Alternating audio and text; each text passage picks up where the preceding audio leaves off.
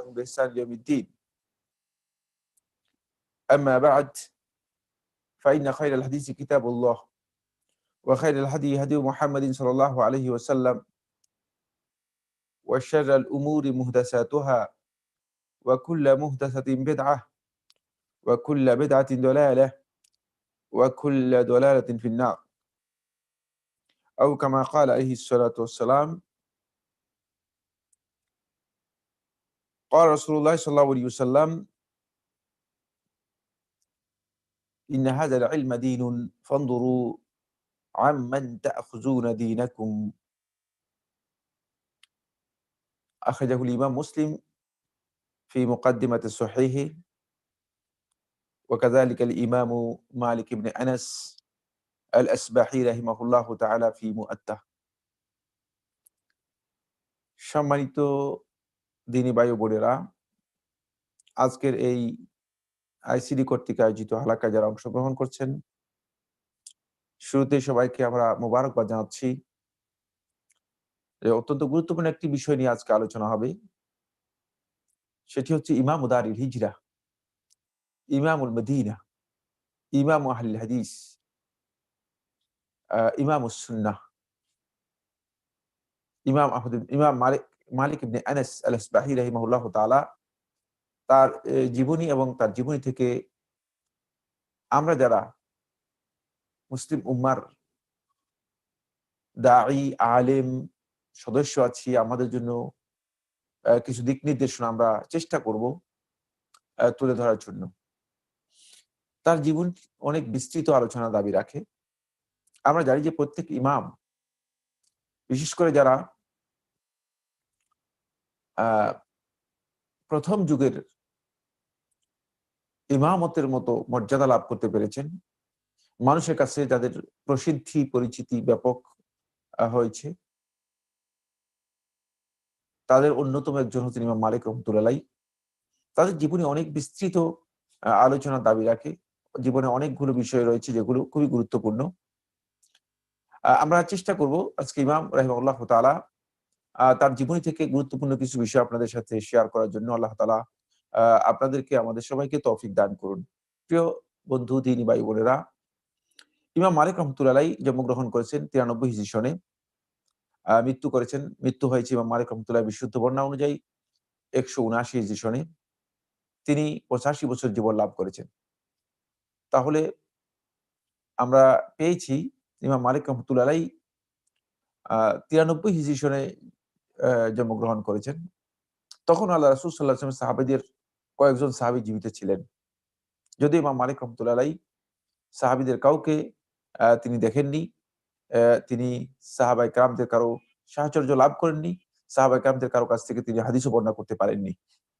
তিনি সাহাবী ছিলেন না, বরং তিনি সাহাবী নয়, তাবিঈদের পরবর্তী ব্যক্তি ছিলেন। যদিও তিনি জন্মগ্রহণ করেছেন 93 হিজরি সনে। আমরা আসব প্রথমেই তার বংশ পরিচয় নিয়ে কয়েকটি কথা বলবো। ইমাম মালিক রহমতুল্লাহ আলাইহিকে লকব হিসেবে ইমাম দারিল হিজরা বলা হয়ে থাকে, ইমামুল মদিনা বলা হয়ে থাকে। কারণ মদিনাতে তিনি রাবিয়া আর-রাই রাহিমাহুল্লাহ তাআলার মৃত্যুর পর তিনি একমাত্র ইমাম ছিলেন যাকে সবাই ইমাম হিসেবে পরিচয়, যাদের সবার কাছে তার ইমাম হিসেবে পরিচিতি ছিল। মালিক ইবনে আনাস, তার পিতার নাম হচ্ছে আনাস ইবনে মালিক ইবনে আবি আমির ইবনে আমর ইবনে হারিস ইবনে আমর ইবনে হারিস আল আসবাহি।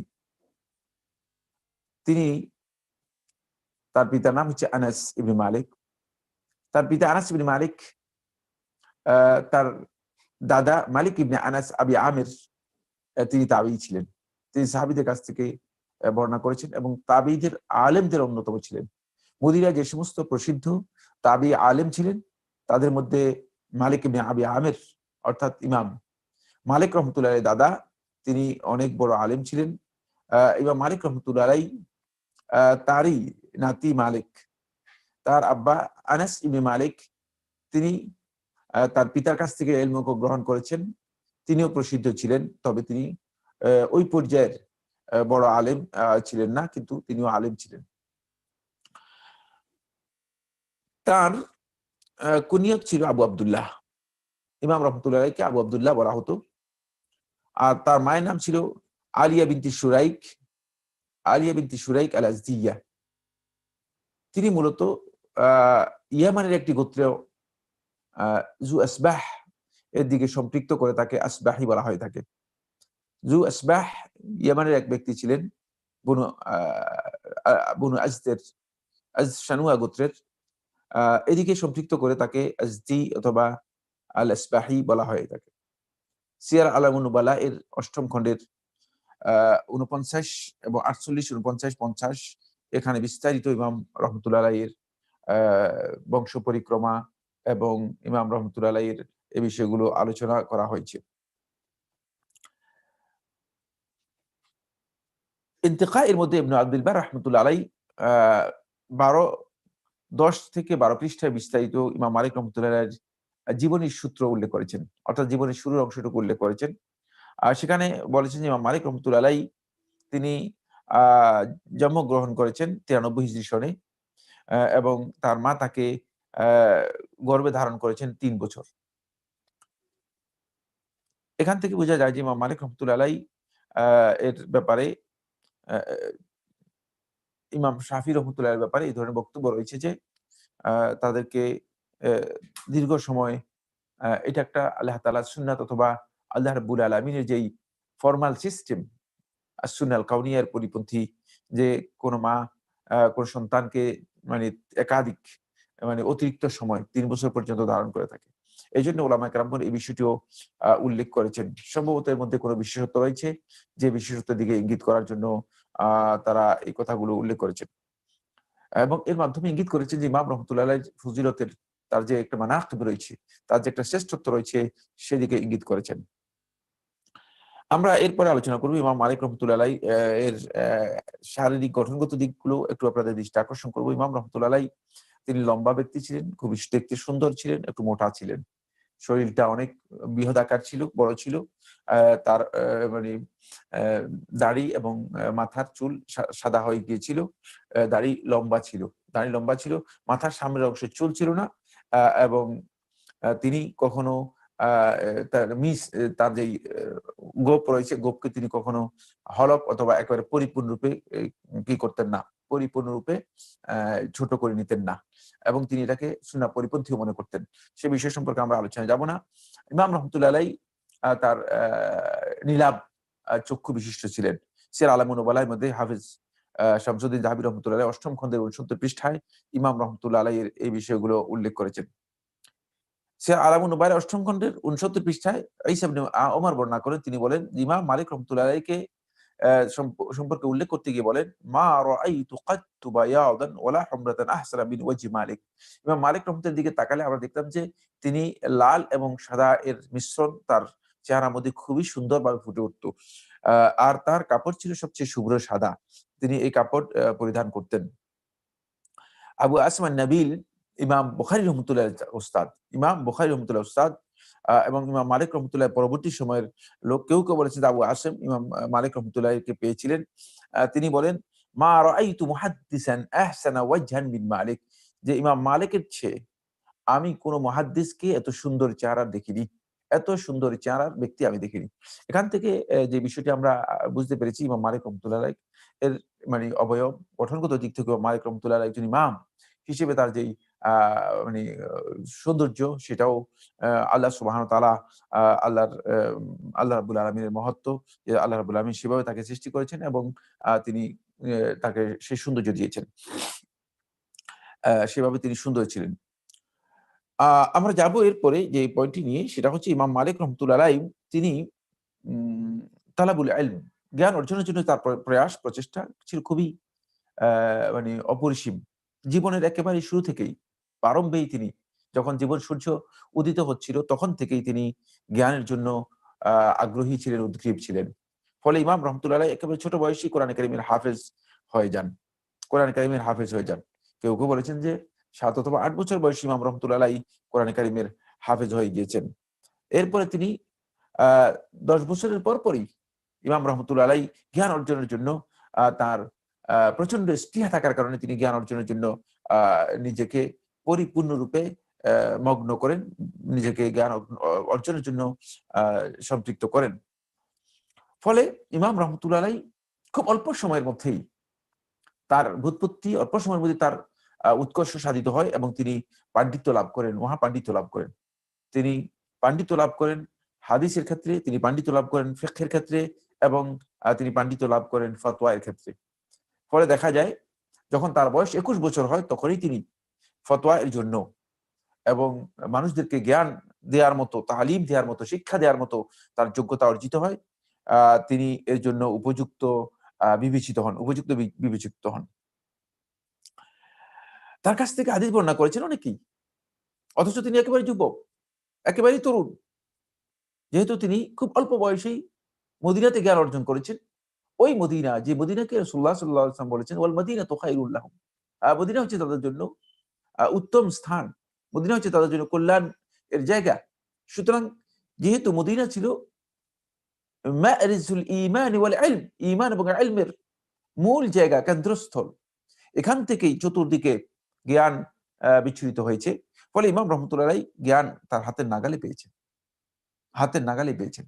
আমরা ইমাম আবু হানিফা রহমতুল্লাহ সম্পর্কে যখন আমরা আলোচনা করেছিলাম, আপনাদের সম্ভবত খেয়াল আছে, আমি বলেছি যে ইমাম রহমতুল্লাহ আলাইহি জ্ঞান অর্জন শুরু করেছেন অনেক পরে, প্রথমে যিনি ব্যবসা শুরু করেছেন। ফলে ইমাম মালিক রহমতুল্লাহ পুরো উল্টা। ইমাম মালিক রহমতুল্লাহ জীবনের শুরু থেকেই জ্ঞান অর্জনের কাজে নিজেকে ব্যস্ত করেন এবং জ্ঞান অর্জনের কাজে নিজে অত্যন্ত উদ্দীপনার সাথে লেগে যান। ইমাম রহমতুল্লাহ আলাইহি আবু জাফর আল মনসুর এর শেষ সময় তিনি তালাবুল ইলমের জন্য শুরু করেন এবং তখন থেকেই তিনি এই ফতোয়া এবং জ্ঞানের জন্য তিনি যথাযথ উপযুক্ততা লাভ করেন।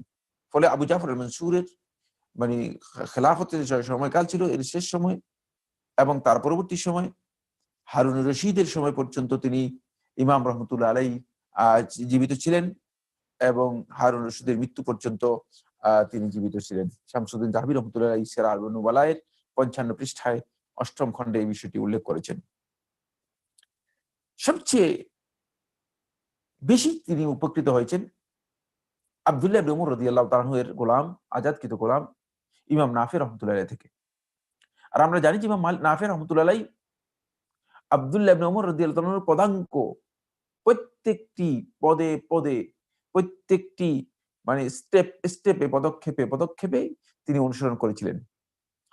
ফলে ইমাম মালিক রহমতুল্লাহ নিজেই বলেন, কুনতু আতি নাফিআন, আমি নাফি এর কাছে আসতাম, অর্থাৎ আব্দুল্লাহ ইবনে উমর রাদিয়াল্লাহু তাআলা এই আজাদকৃত গোলাম এবং তার ছাত্র আব্দুল্লাহ ইবনে উমর রাদিয়াল্লাহু তাআলা নিয়মিত যে সাথী ছিল, অর্থাৎ তার কাছে আমি সব আসতাম। ওয়া আনা গুলামুন হাদিসুস সিন, আমি একেবারেই তরুণ, বয়স একেবারেই কম। মা গোলামিন লি, আমার আরেকজন গোলাম ছিল, তাকে নিয়ে আসতাম, তার সাথে যেতাম। মানে আমি ছোট ছিলাম এজন্য আরেকজনের সাথে যেতাম। ফায়ানজিলু মিন দারাজিহি, তারপর তিনি তার ঘর থেকে মানে সিঁড়ি দিয়ে আস্তে আস্তে নেমে আসতেন, তারপর আমার সাথে তিনি দাঁড়াতেন, আমার সাথে তিনি কথা বলতেন, আমাকে তিনি হাদিস বর্ণনা করতেন। ওয়া কানা ইয়াজলিসু বা'দা আস-সুবহ ফিল মসজিদ, তিনি ফজরের সালাতের পরে মসজিদে বসতেন, মসজিদে দাস দিতেন, হাদিস বর্ণনা করতেন। ওয়ালা ইয়াকাদু ইয়াতিহি আহাদুন, এই সময় তার কাছে ফজরের পরে খুব কম লোকই আসতো, আমি তখন তার কাছে আসতাম। অর্থাৎ ইমাম মালিক রহমতুল্লাহ আলাইহি নাফি মাওলা আব্দুল্লাহ ইবনে উমর রাদিয়াল্লাহু তাআলা আনহুর কাছ থেকে সবচেয়ে বেশি উপকৃত হয়েছেন। সিরাত আলামুন নুবালার 8ম খণ্ডের 107 পৃষ্ঠায় এই বিষয়টি উল্লেখ করা হয়েছে। ইমাম মালিক ইবনে আনাস রাদিয়াল্লাহু তাআলা আনহু তিনি রাবিয়া ইবনে আবি আব্দুর রহমান আর-রায়, তিনি পরিচিত ছিলেন, ফিকহের গভীর জ্ঞান তার কাছে ছিল। তিনি কোন বিষয় সম্পর্কে যখন রায় দিতেন, অভিমত পেশ করতেন, তার কিয়াস অত্যন্ত তীক্ষ্ণ ছিল। ফলে তিনি রাবিয়া আর-রায় নামে পরিচিতি লাভ করেছেন। তিনি মদিনার মসজিদে ফিকহের জ্ঞান দিতেন, রাসূলুল্লাহ সাল্লাল্লাহু আলাইহি ওয়াসাল্লামের হাদিস এবং ফতোয়া দিতেন। তিনি ছিলেন রাবিয়া ইবনে আবি আব্দুর রহমান আর-রায়।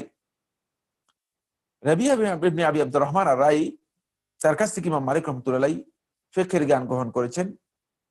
তারপরে ইমাম মালিক রহমতুল্লাহ আলাইহি রাবিয়া ইবনে আবি আব্দুর রহমানের কাছ থেকে তিনি কিছুদিন একটু তার দার্স থেকে কিছুদিন বিরত থাকেন। তারপর তিনি আবার রবিয়া ইবনে আবি আব্দুর রহমানের দার্সে তিনি আবার আসেন। পরবর্তীতে রবিয়া আর রায় তিনি ইমাম মালিক রহমতুল্লাহ আলাইকে রবিয়া আর রায় ফতোয়া দেওয়ার জন্য তাকে অনুমতি দেন এবং ইমাম মালিক রহমতুল্লাহ আলাই রবিয়া এর উপস্থিতিতেই অর্থাৎ রবিয়ার সাথেই ইমাম মালিক রহমতুল্লাহ আলাই ফতোয়া দিয়েছিলেন।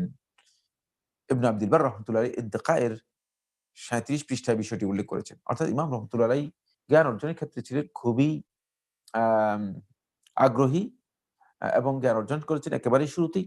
ফলে মানে তার ওস্তাদের সাথেই তিনি শেষ পর্যন্ত মানে ফতোয়া দেওয়ার কাজে দায়িত্ব লাভ করেছেন বা ফতোয়া দিয়েছেন। এখান থেকে বোঝা যায় যে ইলম যার কাছ থেকে অর্জন করেছেন তিনি তাকে জ্ঞানের জন্য সার্টিফাই করেছেন, তিনি জ্ঞানের জন্য তাকে সত্যায়ন করেছেন। তার এই শ্রেষ্ঠত্বের বিষয়টি এখান থেকে আমরা উপলব্ধি করতে পারি। ইমাম রহমতুল্লাহ আলাইহি এর যারা শেখ ছিলেন অথবা যাদের কাছ থেকে তিনি হাদিস বর্ণনা করেছেন, যাদের কাছ থেকে তিনি জ্ঞান নিয়েছেন তাদের সংখ্যা অনেক। সিরাত আ'লামুন নুবালায় ৮ম খণ্ডের ৫২ থেকে ৪৯ থেকে আরম্ভ করে ৫২, ৫৩, ৫৪ পৃষ্ঠা দেখে নেবেন, বিস্তারিত পেয়ে যাবেন। শুধু আমি আপনাদের কাছে কয়েকজনের নাম বলবো। ইমাম নাফে রহমতুল্লাহ আলাইহি, তিনি ইমাম নাফে, তার পরিচয় দেওয়ার কোনো প্রয়োজন নেই। মানে আব্দুল্লাহ ইবনে উমর রাদিয়াল্লাহু তাআলার নামের সাথে ইমাম নাফের নাম একেবারেই অঙ্গাঙ্গিভাবে যুক্ত। মনে হচ্ছে যেন আব্দুল্লাহ ইবনে উমর এর ইলম আর নাফের ইলম একই। সাঈদ আল মাকবুরি রাহিমাহুল্লাহ তাআলা, আমির ইবনে আব্দুল্লাহ ইবনে জুবাইর, ইবনুল মুনকাদির, ইমাম আজ-জুহরি, আব্দুল্লাহ ইবনে শিহাব আজ-জুহরি, যিনি আমরা বলতে পারি যে হাদিসের সংকলনের দিক থেকে যিনি অগ্রজ বা বলা যেতে পারে পথিকৃৎ। তিনি হাদিস সংকলনের প্রথম বিষয়গুলো শুরু করেন এবং সেদিকে এগিয়ে যান। আব্দুল্লাহ ইবনে দিনার তার ওস্তাদ ছিলেন। ইসহাক ইবনে আব্দুল্লাহ ইবনে আবি তালহা, আইয়ুব সখতিয়ানি রাহমাতুল্লাহ আলাইহি মদিনার আহলে হাদিসদের অন্যতম, তিনিও তার ওস্তাদ ছিলেন। রাবিয়াত আর-রাই তার ওস্তাদ ছিলেন। তারপরে সাফওয়ান ইবনে সুলাইম, মদিনার তাবিঈদের মধ্যে অত্যন্ত আবেদ ব্যক্তি, যিনি পরিচিতি লাভ করেছেন মদিনায় অনেক বেশি, তিনিও তার ওস্তাদ ছিলেন। আরো অনেক, আমি আর সবাই নাম এখানে উল্লেখ করলাম না, সময়ের কারণে আমরা যেহেতু দ্রুত যাব। সুবহানাল্লাহ। ইমাম মালিক রহমতুল্লাহ জ্ঞান অর্জনের ক্ষেত্রে ইমাম মালিক রহমতুল্লাহ ছিল বিশেষ একটি ধারা। ইমাম মালিক রহমতুল্লাহ জ্ঞান অর্জনকে এমন ভাবে গুরুত্ব দিয়েছেন যে জ্ঞানকে তিনি অত্যন্ত গুরুত্বের সাথে বিবেচনা করতেন। প্রথম যে পয়েন্টটি আলোচনা করব সেটা হচ্ছে তিনি মনে করতেন যে ইলম মানে শরিয়ার যে জ্ঞান রয়েছে এটা হচ্ছে দ্বীন। সুতরাং এই অর্জনের ক্ষেত্রে তিনি এই দ্বীন অর্জনের ক্ষেত্রে তিনি খুবই গুরুত্ব দিতেন। কার কাছ থেকে দ্বীন গ্রহণ করছি সেই বিষয়টি তিনি সবচেয়ে বেশি গুরুত্ব দিয়ে দেখতেন। ইমাম মালিক রহমতুল্লাহ আলাইহি তার ভাগিনা বলতেছেন, ইবনে আবি উয়াইস, তিনি বর্ণনা করতেছেন যে আমি আমার মামা মালিক ইবনে আনাসের কাছে শুনেছি, তিনি বলতেন ইন্না হাযাল ইলমা দীনুন, তোমরা জেনে রাখো এই যে ইলম তোমরা অর্জন করতেছো, দ্বীনের যে জ্ঞান রয়েছে, এখানে ইলম বলতে ইলমে শরঈকে বোঝানো হয়েছে।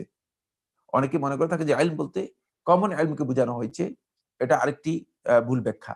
ইন্না হাযাল ইলমা দীনুন, এই ইলম হচ্ছে তোমাদের দ্বীন। ফানদুরু আম্মান তাখুযুনা দীনাকুম, সুতরাং তোমরা খেয়াল রাখো, দেখো, ভালো করে বিবেচনা করো। আম্মান তাখুযুনা দীনাকুম, তোমাদের দ্বীন কাদের কাছ থেকে নিচ্ছ।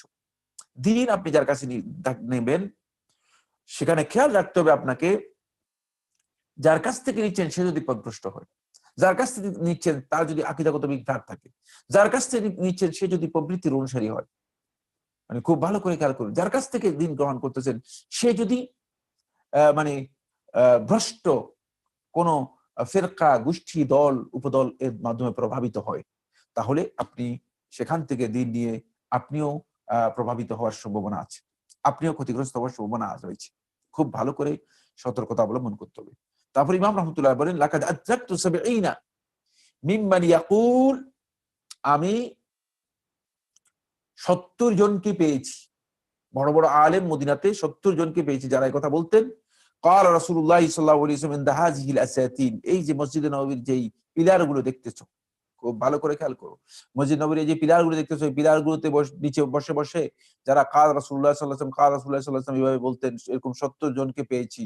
তিনি মসজিদ নববীর পিলারগুলো দেখিয়ে দেখিয়ে বলতেন, ফামা আখাযতু আনহুম শাইআন, তাদের এই ৭০ জনের কারো কাছ থেকে আমি একটি অক্ষর গ্রহণ করি নাই। ফামা আখাযতু আনহুম শাইআন ওয়া ইন্না আহাদাকুম, খুব ভালো করে খেয়াল করো, যদি তোমাদের মধ্যে কেউ লাউ তুমিনা আলা বাইতি মাল, তোমাদের মধ্যে যদি কেউ বাইতুল মালের দায়িত্ব তাকে দেওয়া হয়, সরকারি রাজস্ব, রাষ্ট্রীয় সম্পদের যেই কোষ রয়েছে, সেই মানে মানে কোষাগারের দায়িত্ব তাকে দেওয়া হয়, লাকানা আমিনান, সে ব্যক্তি, আমি জানি, ওয়া ইন্না আহাদাহুম, না তাদের মধ্যে কেউ যদি তাকে বাইতুল মালের দায়িত্ব দেওয়া হয়, লাকানা আমিনান, সে আমানতদার, এটা আমি জানি সে আমানতদার হবে। ইল্লা আন্নাহুম লাম ইয়াকুনু মিন আহলি হাযা শান, কিন্তু তারা এই হাদিসের ব্যাপারে, তাদের উপযুক্ততার ব্যাপারে আমার প্রশ্ন ছিল, আমি তাদেরকে এই জ্ঞানের জন্য উপযুক্ত মনে করিনি, এই জন্য তাদের কাছ থেকে আমি হাদিস গ্রহণ করিনি। ওয়া কাদিমা আলাইনা ইবনে শিহাব, যখন আমাদের কাছে মুহাম্মদ ইবনে শিহাব আয-যুহরি রাহিমাহুল্লাহ তাআলা যখন আসলেন, ফাকুন্না নাজদাহিমু আলা বাবিহি, আমরা তার দরজায় গিয়ে হামাগুড়ি দিয়ে আমরা হুমড়ি খেয়ে পড়তাম, সেখানে গিয়ে ভিড় করতাম, আমরা ভিড় করতাম। সুবহানাল্লাহ। ইবনে আব্দুল বার রাহমাতুল্লাহ আলাইহি ইন্তিকা এর মধ্যে 16 পৃষ্ঠায় বিষয়টি উল্লেখ করেছেন।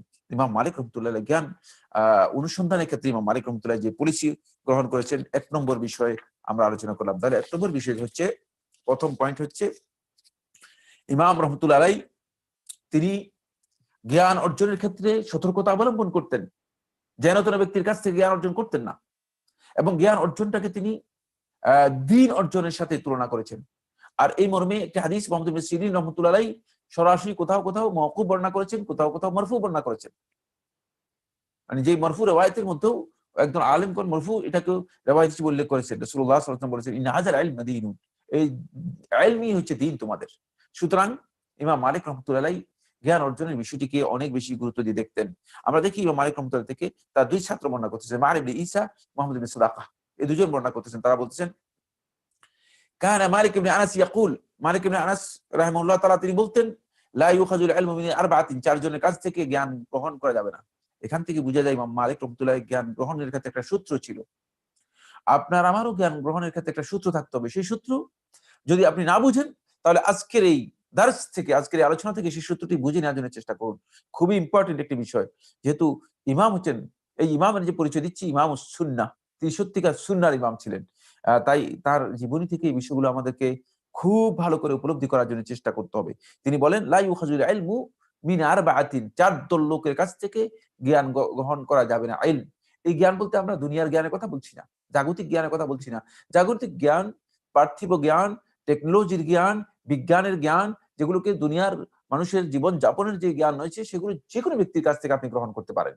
কিন্তু এখানে ইলম বলতে বোঝানো হচ্ছে ইলমুশ শারঈ, যে ইলমের মাধ্যমে আপনি আল্লাহ রাব্বুল আলামিনের ইবাদত করবেন, যে ইলমের মাধ্যমে আপনি আখিরাতের নাজাত কি করবেন নিশ্চিত করবেন, সেই ইলম অর্জন করতে হলে অবশ্যই আপনাকে এই ৪ দল থেকে আপনি ইলম অর্জন করতে পারবেন না। এক, এছাড়া আর যেকোনো ব্যক্তির কাছ থেকে তুমি ইলম গ্রহণ করতে পারবে। লা ইউখাযু মিন সাফিহিন, কোন নির্বোধ ব্যক্তি যার বুঝের মধ্যে ঘাটতি আছে, তার কাছ থেকে জ্ঞান অর্জন করবে না। অনেক লোককে দেখা যায় তার বুঝের মধ্যে ঘাটতি আছে, কারণ তিনি সাফি যদি হন, বুঝের নির্বুদ্ধিতা যদি তার মধ্যে থাকে, তাহলে তিনি জ্ঞানের বিষয়গুলোকে তার মন মতো ব্যাখ্যা করে দিতে পারেন। এইজন্য ইমাম মালিক রাহমাতুল্লাহ তার কাছ থেকে জ্ঞান নিতেন না। ওয়ালা ইউখাযু মিন সাহিবি হাওয়া ইয়াদউ ইলা বিদআতিহি, প্রবৃত্তির অনুসারী যে তার বেদাতের দিকে মানুষদেরকে আহ্বান করে, তার কাছ থেকে জ্ঞান নিবে না। প্রথম ব্যক্তি হচ্ছে যাকে দেখা যায় যে নির্বোধ, অর্থাৎ তার কাছে এই বিবেচনা এবং বুদ্ধি নেই, যার মাধ্যমে সে মৌলিকভাবে জিনিসগুলোকে কি করতে পারে, তারতম্য করতে পারে। এই ব্যক্তির কাছ থেকে ইমাম মালিক রাহমাতুল্লাহ আলাইহি কি বলেছেন যে জ্ঞান নেওয়া উচিত নয়। দ্বিতীয় হচ্ছে প্রবৃত্তির অনুসারী বেদাতি, মুবতাদি, তার কাছ থেকে জ্ঞান নেওয়া যাবে না। ওয়ালা মিন কাযযাবিন ইয়াকযিবু ফি হাদিসিন নাস, ও মিথ্যুক, মিথ্যাবাদী, যে মানুষের সাথে কথা বলতে গিয়ে মিথ্যা বলে, তার কাছ থেকে জ্ঞান নেওয়া যাবে না, কারণ মিথ্যুক। যে ব্যক্তি এমনিই মিথ্যা বলে, আপনি তার কাছ থেকে জ্ঞান নিয়ে আপনি ভুল করবেন, আপনি ক্ষতিগ্রস্ত হয়ে যাবেন। ওয়া ইন কানা লা ইউত্তাহামু আলা হাদিসি রাসূলুল্লাহ সাল্লাল্লাহু আলাইহি ওয়াসাল্লাম, যদিও তাকে রাসূলুল্লাহ সাল্লাল্লাহু আলাইহি ওয়াসাল্লাম হাদিসের ব্যাপারে বলা হয় না যে সে মিথ্যা বলবে, তারপরেও তার কাছ থেকে হাদিস নেওয়া যাবে না। ওয়ালা মিন শাইখিন লাহু ফাদলুন ওয়া সালাহুন ওয়া ইবাদাতুন ইযা কানা লা ইউরাফু মান ইযা কানা লা ইয়ারিফু মা ইয়াহমিলু ওয়া মা ইউহাদ্দিসু বিহি। আর ওই শেখ থেকেও খুব ভালো করে ওই শেখ বলতে বুঝাচ্ছেন ওই ব্যক্তি যিনি বয়োবৃদ্ধ হয়ে গেছেন, মানে বার্ধক্যে উপনীত হয়ে গেছেন, লাহু ফাদলুন ওয়া সালাহ ওয়া ইবাদা, শেখ কিন্তু তার ফদল আছে, শ্রেষ্ঠত্ব আছে, তার ভালো কাজ আছে, ইবাদত আছে। ইযা কানা লা ইয়ারিফু মা ইয়াহমিল ওয়া মা ইউহাদ্দিসু বিহি, যদি এই অবস্থায় পৌঁছে যায় যে তিনি আসলে যা যা মানে অর্জন করেছেন আর যা হাদিস বর্ণনা করতেছেন এগুলো যদি তিনি বুঝতে না পারেন, তাহলে তার কাছ থেকেও জ্ঞান অর্জন করবে না। ইন্তেকায়ে এর মধ্যে ইবনে আব্দুল বার রাহমাতুল্লাহ 16 পৃষ্ঠায় বিষয়টি উল্লেখ করেছেন। এই দুটি কথা থেকে, দুটি পয়েন্ট থেকে আমরা একটা নির্যাস বের করেছি। সেই নির্যাস হচ্ছে এই, বন্ধুগণ, ইমাম মালিক রাহমাতুল্লাহ আলাইহি জ্ঞান অর্জনের ক্ষেত্রে কতগুলো সূত্র দিয়েছেন, যে সূত্রগুলো অনুসরণ করলে আমরা সত্যিকার আহলুল ইলম বুঝতে পারবো। এক নম্বর সূত্র হচ্ছে, যে ব্যক্তি পার্থিব জীবনে তার নির্বুদ্ধিতার পরিচয় পাওয়া যাবে, তার কাছ থেকে আপনি জ্ঞান নিতে গেলে আপনি বুঝবেন যে দ্বীনের ব্যাপারেও সে নির্বুদ্ধিতার পরিচয় দিতে পারে, সে দ্বীনের ব্যাপারেও তালগোল পাকিয়ে ফেলতে পারে, তালগোল পাকিয়ে ফেলতে পারে। ফলে এই ধরনের ব্যক্তি থেকে তিনি কখনো সময় জ্ঞান নিতে নিষেধ করেছেন। আরেকটি বিষয় হচ্ছে, যারা বিদআতের সাথে জড়িত, সুন্নাহকে যারা বর্জন করে থাকে, তাদের কাছ থেকে আপনি যখন জ্ঞান নিবেন, তখন অবশ্যই তারা আপনাকে সুন্নাহ থেকে মিসগাইড করার জন্য চেষ্টা করবে, কোনো না কোনো ক্ষেত্রে সেটি হতে পারে। এই জন্য তিনি সতর্কতা অবলম্বন করবে। আরেকটি হচ্ছে, যে ব্যক্তি নিজের জীবনে মিথ্যাকে প্রশ্রয় দিয়ে থাকে অথবা মিথ্যার চর্চা করে থাকে, তার ক্ষেত্রে। আরেকটি বিষয় হচ্ছে, যদি কোনো শেখ হয় এমন, যে ব্যক্তি আসলে হাদিসের জ্ঞান তার কাছে, তার কাছে ইবাদত আছে, আমল আছে, সবকিছু আছে, কিন্তু হাদিস মানে বলার মতো তার কাছে যে হাদিসটি বহন করতেছে, সেই হাদিসটি বর্ণনা করতেছে, সেগুলো সম্পর্কে তার কন্টেন্টের উপরে যথাযথ যোগ্যতা নেই, এ ধরনের ব্যক্তির কাছ থেকে জ্ঞান নেওয়াটা যথার্থ নয়, সঠিক নয়। আসুন, ইমাম রহমতুল্লাহ আলাইহি তিনি তার আরেকটি শ্রেষ্ঠত্ব আছে, সেটা হলো ইমাম মালিক রহমতুল্লাহ আলাইহি হিফজের দিক থেকে তিনি ছিলেন অসাধারণ, হিফজের তীক্ষ্ণ মেধা এবং স্মার্ট মেধার অধিকারী। ফলে ইমাম রহমতুল্লাহ আলাইহি তিনি হাদিস শুনতেন, সাথে সাথে মুখস্থ করে ফেলতেন। তার ঘটনা বর্ণনা করেছেন যে, ইমাম জুহরি রহমতুল্লাহ যখন আসলেন, তখন ইমাম জুহরি রহমতুল্লাহ আসার পরে তিনি বলেন যে, আমি রাবিয়া রায় এবং আমরা একদল ইমাম জুহরি রহমতুল্লাহ এসে সাক্ষাৎ করলাম। ইমাম জুহরি রহমতুল্লাহ 40-এর অধিক হাদিস বর্ণনা করেছেন। পরের দিন আমরা সবাই ইমাম জুহরি রহমতুল্লাহর কাছে আসলাম। তখন ইমাম জুহরির কাছে যখন আমরা আসলাম, তখন ইমাম জুহরি বলল যে, তোমরা তোমাদের কিতাব আমাকে দেখাও, তোমাদের কিতাব দেখাও, তোমরা যে লিখেছো সে লেখা দেখাও, যাতে করে আমি তোমাদেরকে যে হাদিসগুলো বলেছি সেগুলো সম্পর্কে, গতকাল যে হাদিসগুলো বলেছি সেগুলো সম্পর্কে তোমাদেরকে বলতে পারি, এবং আজকে অন্য হাদিসগুলো তোমাদেরকে বলতে পারি। আজকে কোন হাদিসগুলো তোমাদেরকে বলবো, তোমাদের সামনে পেশ করবো, সেটা আমি বলতে পারি। তখন রাবিয়া রাই রাহিমাহুল্লাহ তাআলা লক্ষ্য করে বললেন, আমাদের মধ্যে এমন এক ব্যক্তি রয়েছেন যে গতকাল যে হাদিসগুলো রয়েছে সেই হাদিসগুলো আপনাকে শুনে দিতে পারবে। তখন ইমাম জুহরি রহমতুল্লাহ আলাইহি প্রশ্ন করলেন, মান হু, সে কে? তখন ইবনে আবি আমির রাহিমাহুল্লাহ তাআলা তিনি বললেন যে, তিনি হচ্ছেন ইবনে আবি আমির, অর্থাৎ ইমাম মালিক ইবনে আনাস ইবনে আবি আমিরের কথা উল্লেখ করলেন, অর্থাৎ তার দাদার দিকে লক্ষ্য করে উল্লেখ করেন, যেহেতু তার দাদা প্রসিদ্ধ মদিনা আলেম ছিলেন এবং তাবেঈ ছিলেন। তখন ইমাম জুহরি রহমতুল্লাহ বললেন, হ্যাঁ, তাকে বলো, আসো। তখন ইমাম মালিক রহমতুল্লাহ বলেন, আমি তার সামনে 40টি হাদিস একটি একটি করে সবগুলো শোনালাম। তখন ইমাম জুহরি রহমতুল্লাহ আমার দিকে তাকালেন, বললেন, মা কুনতু আরা আন্নাহু বাকিয়া আহাদুন ইয়াহফাজু হাযা গায়রি। বলে, আমি তো কখনো মনে করিনি যে এমন কেউ আছে যে আমি ছাড়া এই হাদিসগুলো কারো কাছে জানা রয়েছে। নিঃসন্দেহে তুমি শোনার সাথে সাথেই মুখস্থ করতে পেরেছো। অর্থাৎ এই হাদিসগুলো যেগুলো ইমাম জুহরি রহমতুল্লাহ বর্ণনা করেছেন, ইমাম জুহরি রহমতুল্লাহ বলছেন যে এগুলো এমন কিছু হাদিস আমি বর্ণনা করেছি যে হাদিসগুলো আমি ছাড়া কেউ কারো কাছে মুখস্থ আছে আমার জানা নেই। এখান থেকে ইবনে আব্দুল বার রাহমাতুল্লাহ আলাইহি ইমাম মালিক রাহমাতুল্লাহ জীবনী 18 পৃষ্ঠায় আল ইন্তিকার 18 পৃষ্ঠায় উল্লেখ করেছেন ইমাম মালিক রাহমাতুল্লাহ আলাইহির কুওয়াতুল হাফিজা, অর্থাৎ তার যে ধীশক্তি, তার যে মেধা শক্তি ছিল সেটি ছিল অত্যন্ত প্রখর।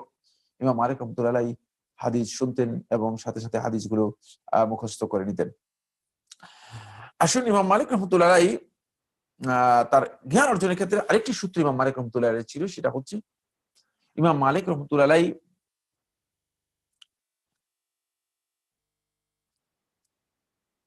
জ্ঞান অর্জন এবং জ্ঞান বিতরণের ক্ষেত্রে তিনি একটি মূলনীতিকে খুবই গুরুত্ব দিতেন, সেটা হচ্ছে আসলু লা আদরি, আমি জানি না। এটা ইমাম মালিক রাহমাতুল্লাহ আলাইহির সবচেয়ে গুরুত্বপূর্ণ একটি সূত্র। ইমাম মালিকের কাছ থেকে, তার কাছ থেকে যারা বর্ণনা করেছেন তারা সবাই এটি বর্ণনা করেছেন। লা আদরি, তিনি একথা বলতেন যে আমি জানি না। যখন কোনো প্রশ্ন করা হতো, যদি এই প্রশ্নের সরাসরি তার কাছে কোনো কনফিউশন থাকতো তাহলে তিনি লা আদরি বলে দিতেন। কি জন্য লা আদরি বলতেন সে বিষয়ে আমরা আলোচনা করব। আমরা যাই, এখানে ৩টি পয়েন্টে আমি কথা বলব। ১ নম্বর হচ্ছে ইমাম মালিক রাহমাতুল্লাহ আলাইহি তিনি নিজেই বর্ণনা করেছেন যে জুন্নাতুল আলিমি লা আদরি ইজা আগফালাহা উসিবাত মাকাতিলুহু। ইমাম মালিক রাহমাতুল্লাহ বলেন যে আলিমের ডাল হচ্ছে লা আদরি, আমি জানি না এই কথা। আলেমের ডাল হচ্ছে লা আদরি, আমি জানি না, এটা হচ্ছে আলেমের ডাল। ইজা আগফালাহা, যদি কোনো আলেম এটাকে উপেক্ষা করে, কোন আলেম এর থেকে মানে এটাকে অবহেলা করে, উসিবাত মাকাতিলুহু, তাহলে এর ধ্বংসকারী কাজে লিপ্ত হয়ে যাবে, অর্থাৎ এমন কথা বলবে যেটি তার জন্য ধ্বংসের কারণ হবে। ইন্তেকা পৃষ্ঠা নম্বর 737। আব্দুর রহমান ইবনে মাহদী রাহমাতুল্লাহ আলাইহি বর্ণনা করে তিনি বলেন, এক ব্যক্তি ইমাম মালিক রাহমাতুল্লাহকে প্রশ্ন করলেন, একটি মাসআলা জিজ্ঞেস করলেন এবং একথা উল্লেখ করলেন যে 6 মাসের দূরত্ব থেকে একদল লোক ইমাম মালিক রাহমাতুল্লাহর কাছে তাকে প্রেরণ করেছে, তারা তাকে পাঠিয়েছে এই মাসআলা জিজ্ঞেস করার জন্য ইমাম মালিকের কাছে। তখন ইমাম মালিক রাহমাতুল্লাহ আলাইহি তার কাছে এই মাসআলা শুনলেন, শুনে বললেন, ফাআখবিরিল্লাযী আরসালাকা, যে তোমাকে পাঠিয়েছে তাকে কথা বলে দাও, আন্নী লা ইলমা লি বিহা, এই মাসআলার ব্যাপারে আমার কাছে কোনো ইলম নেই। ওয়া ক্বালা ওয়া মান ইয়ালামুহা, আমার কাছে এই বিষয়ে জ্ঞান নেই। ওই প্রশ্নকারী বললেন, তাহলে ওয়া মান ইয়ালামুহা, তুমি মদিনার আলেম, 6 মাসের দূরত্ব, এতটুক দূর থেকে এসেছি, তুমি মদিনার আলেম, তুমি বলতেছো যে জানি না, তাহলে কে জানবে? ক্বালা মান আল্লামাহুল্লাহ, যাকে আল্লাহ জ্ঞান দিবে সে জানবে, আমার জানতে হবে এটা শর্ত নয়। সুবহানাল্লাহ। আজকাল আলেমদের এই বিষয়গুলো খুবই জানা দরকার, বিশেষ করে যারা ফতোয়া দিচ্ছে, তাসাদ্দি লিল ইফতা, ফতোয়া দেওয়ার জন্য নিজেদেরকে একেবারেই খুব আগ্রহী উদ্দীপনার সাথে এগিয়ে আসতেছেন। সতর্কতার ক্ষেত্রে আমাদের সবাইকেই এই বিষয়গুলো বিবেচনা করতে হবে। কারণ আমরা অনেকেই বিভিন্ন বিষয় সম্পর্কে কথা বলি, অনেক ক্ষেত্রেই দেখা যায় যে আমাদের বিষয়গুলোর জ্ঞান নেই। ফলে আমরা সাধারণ মানুষদেরকে বিভ্রান্ত করছি, পথভ্রষ্ট করছি। সতর্কতা অবলম্বন করতে হবে। স ৩ নম্বর পয়েন্ট হচ্ছে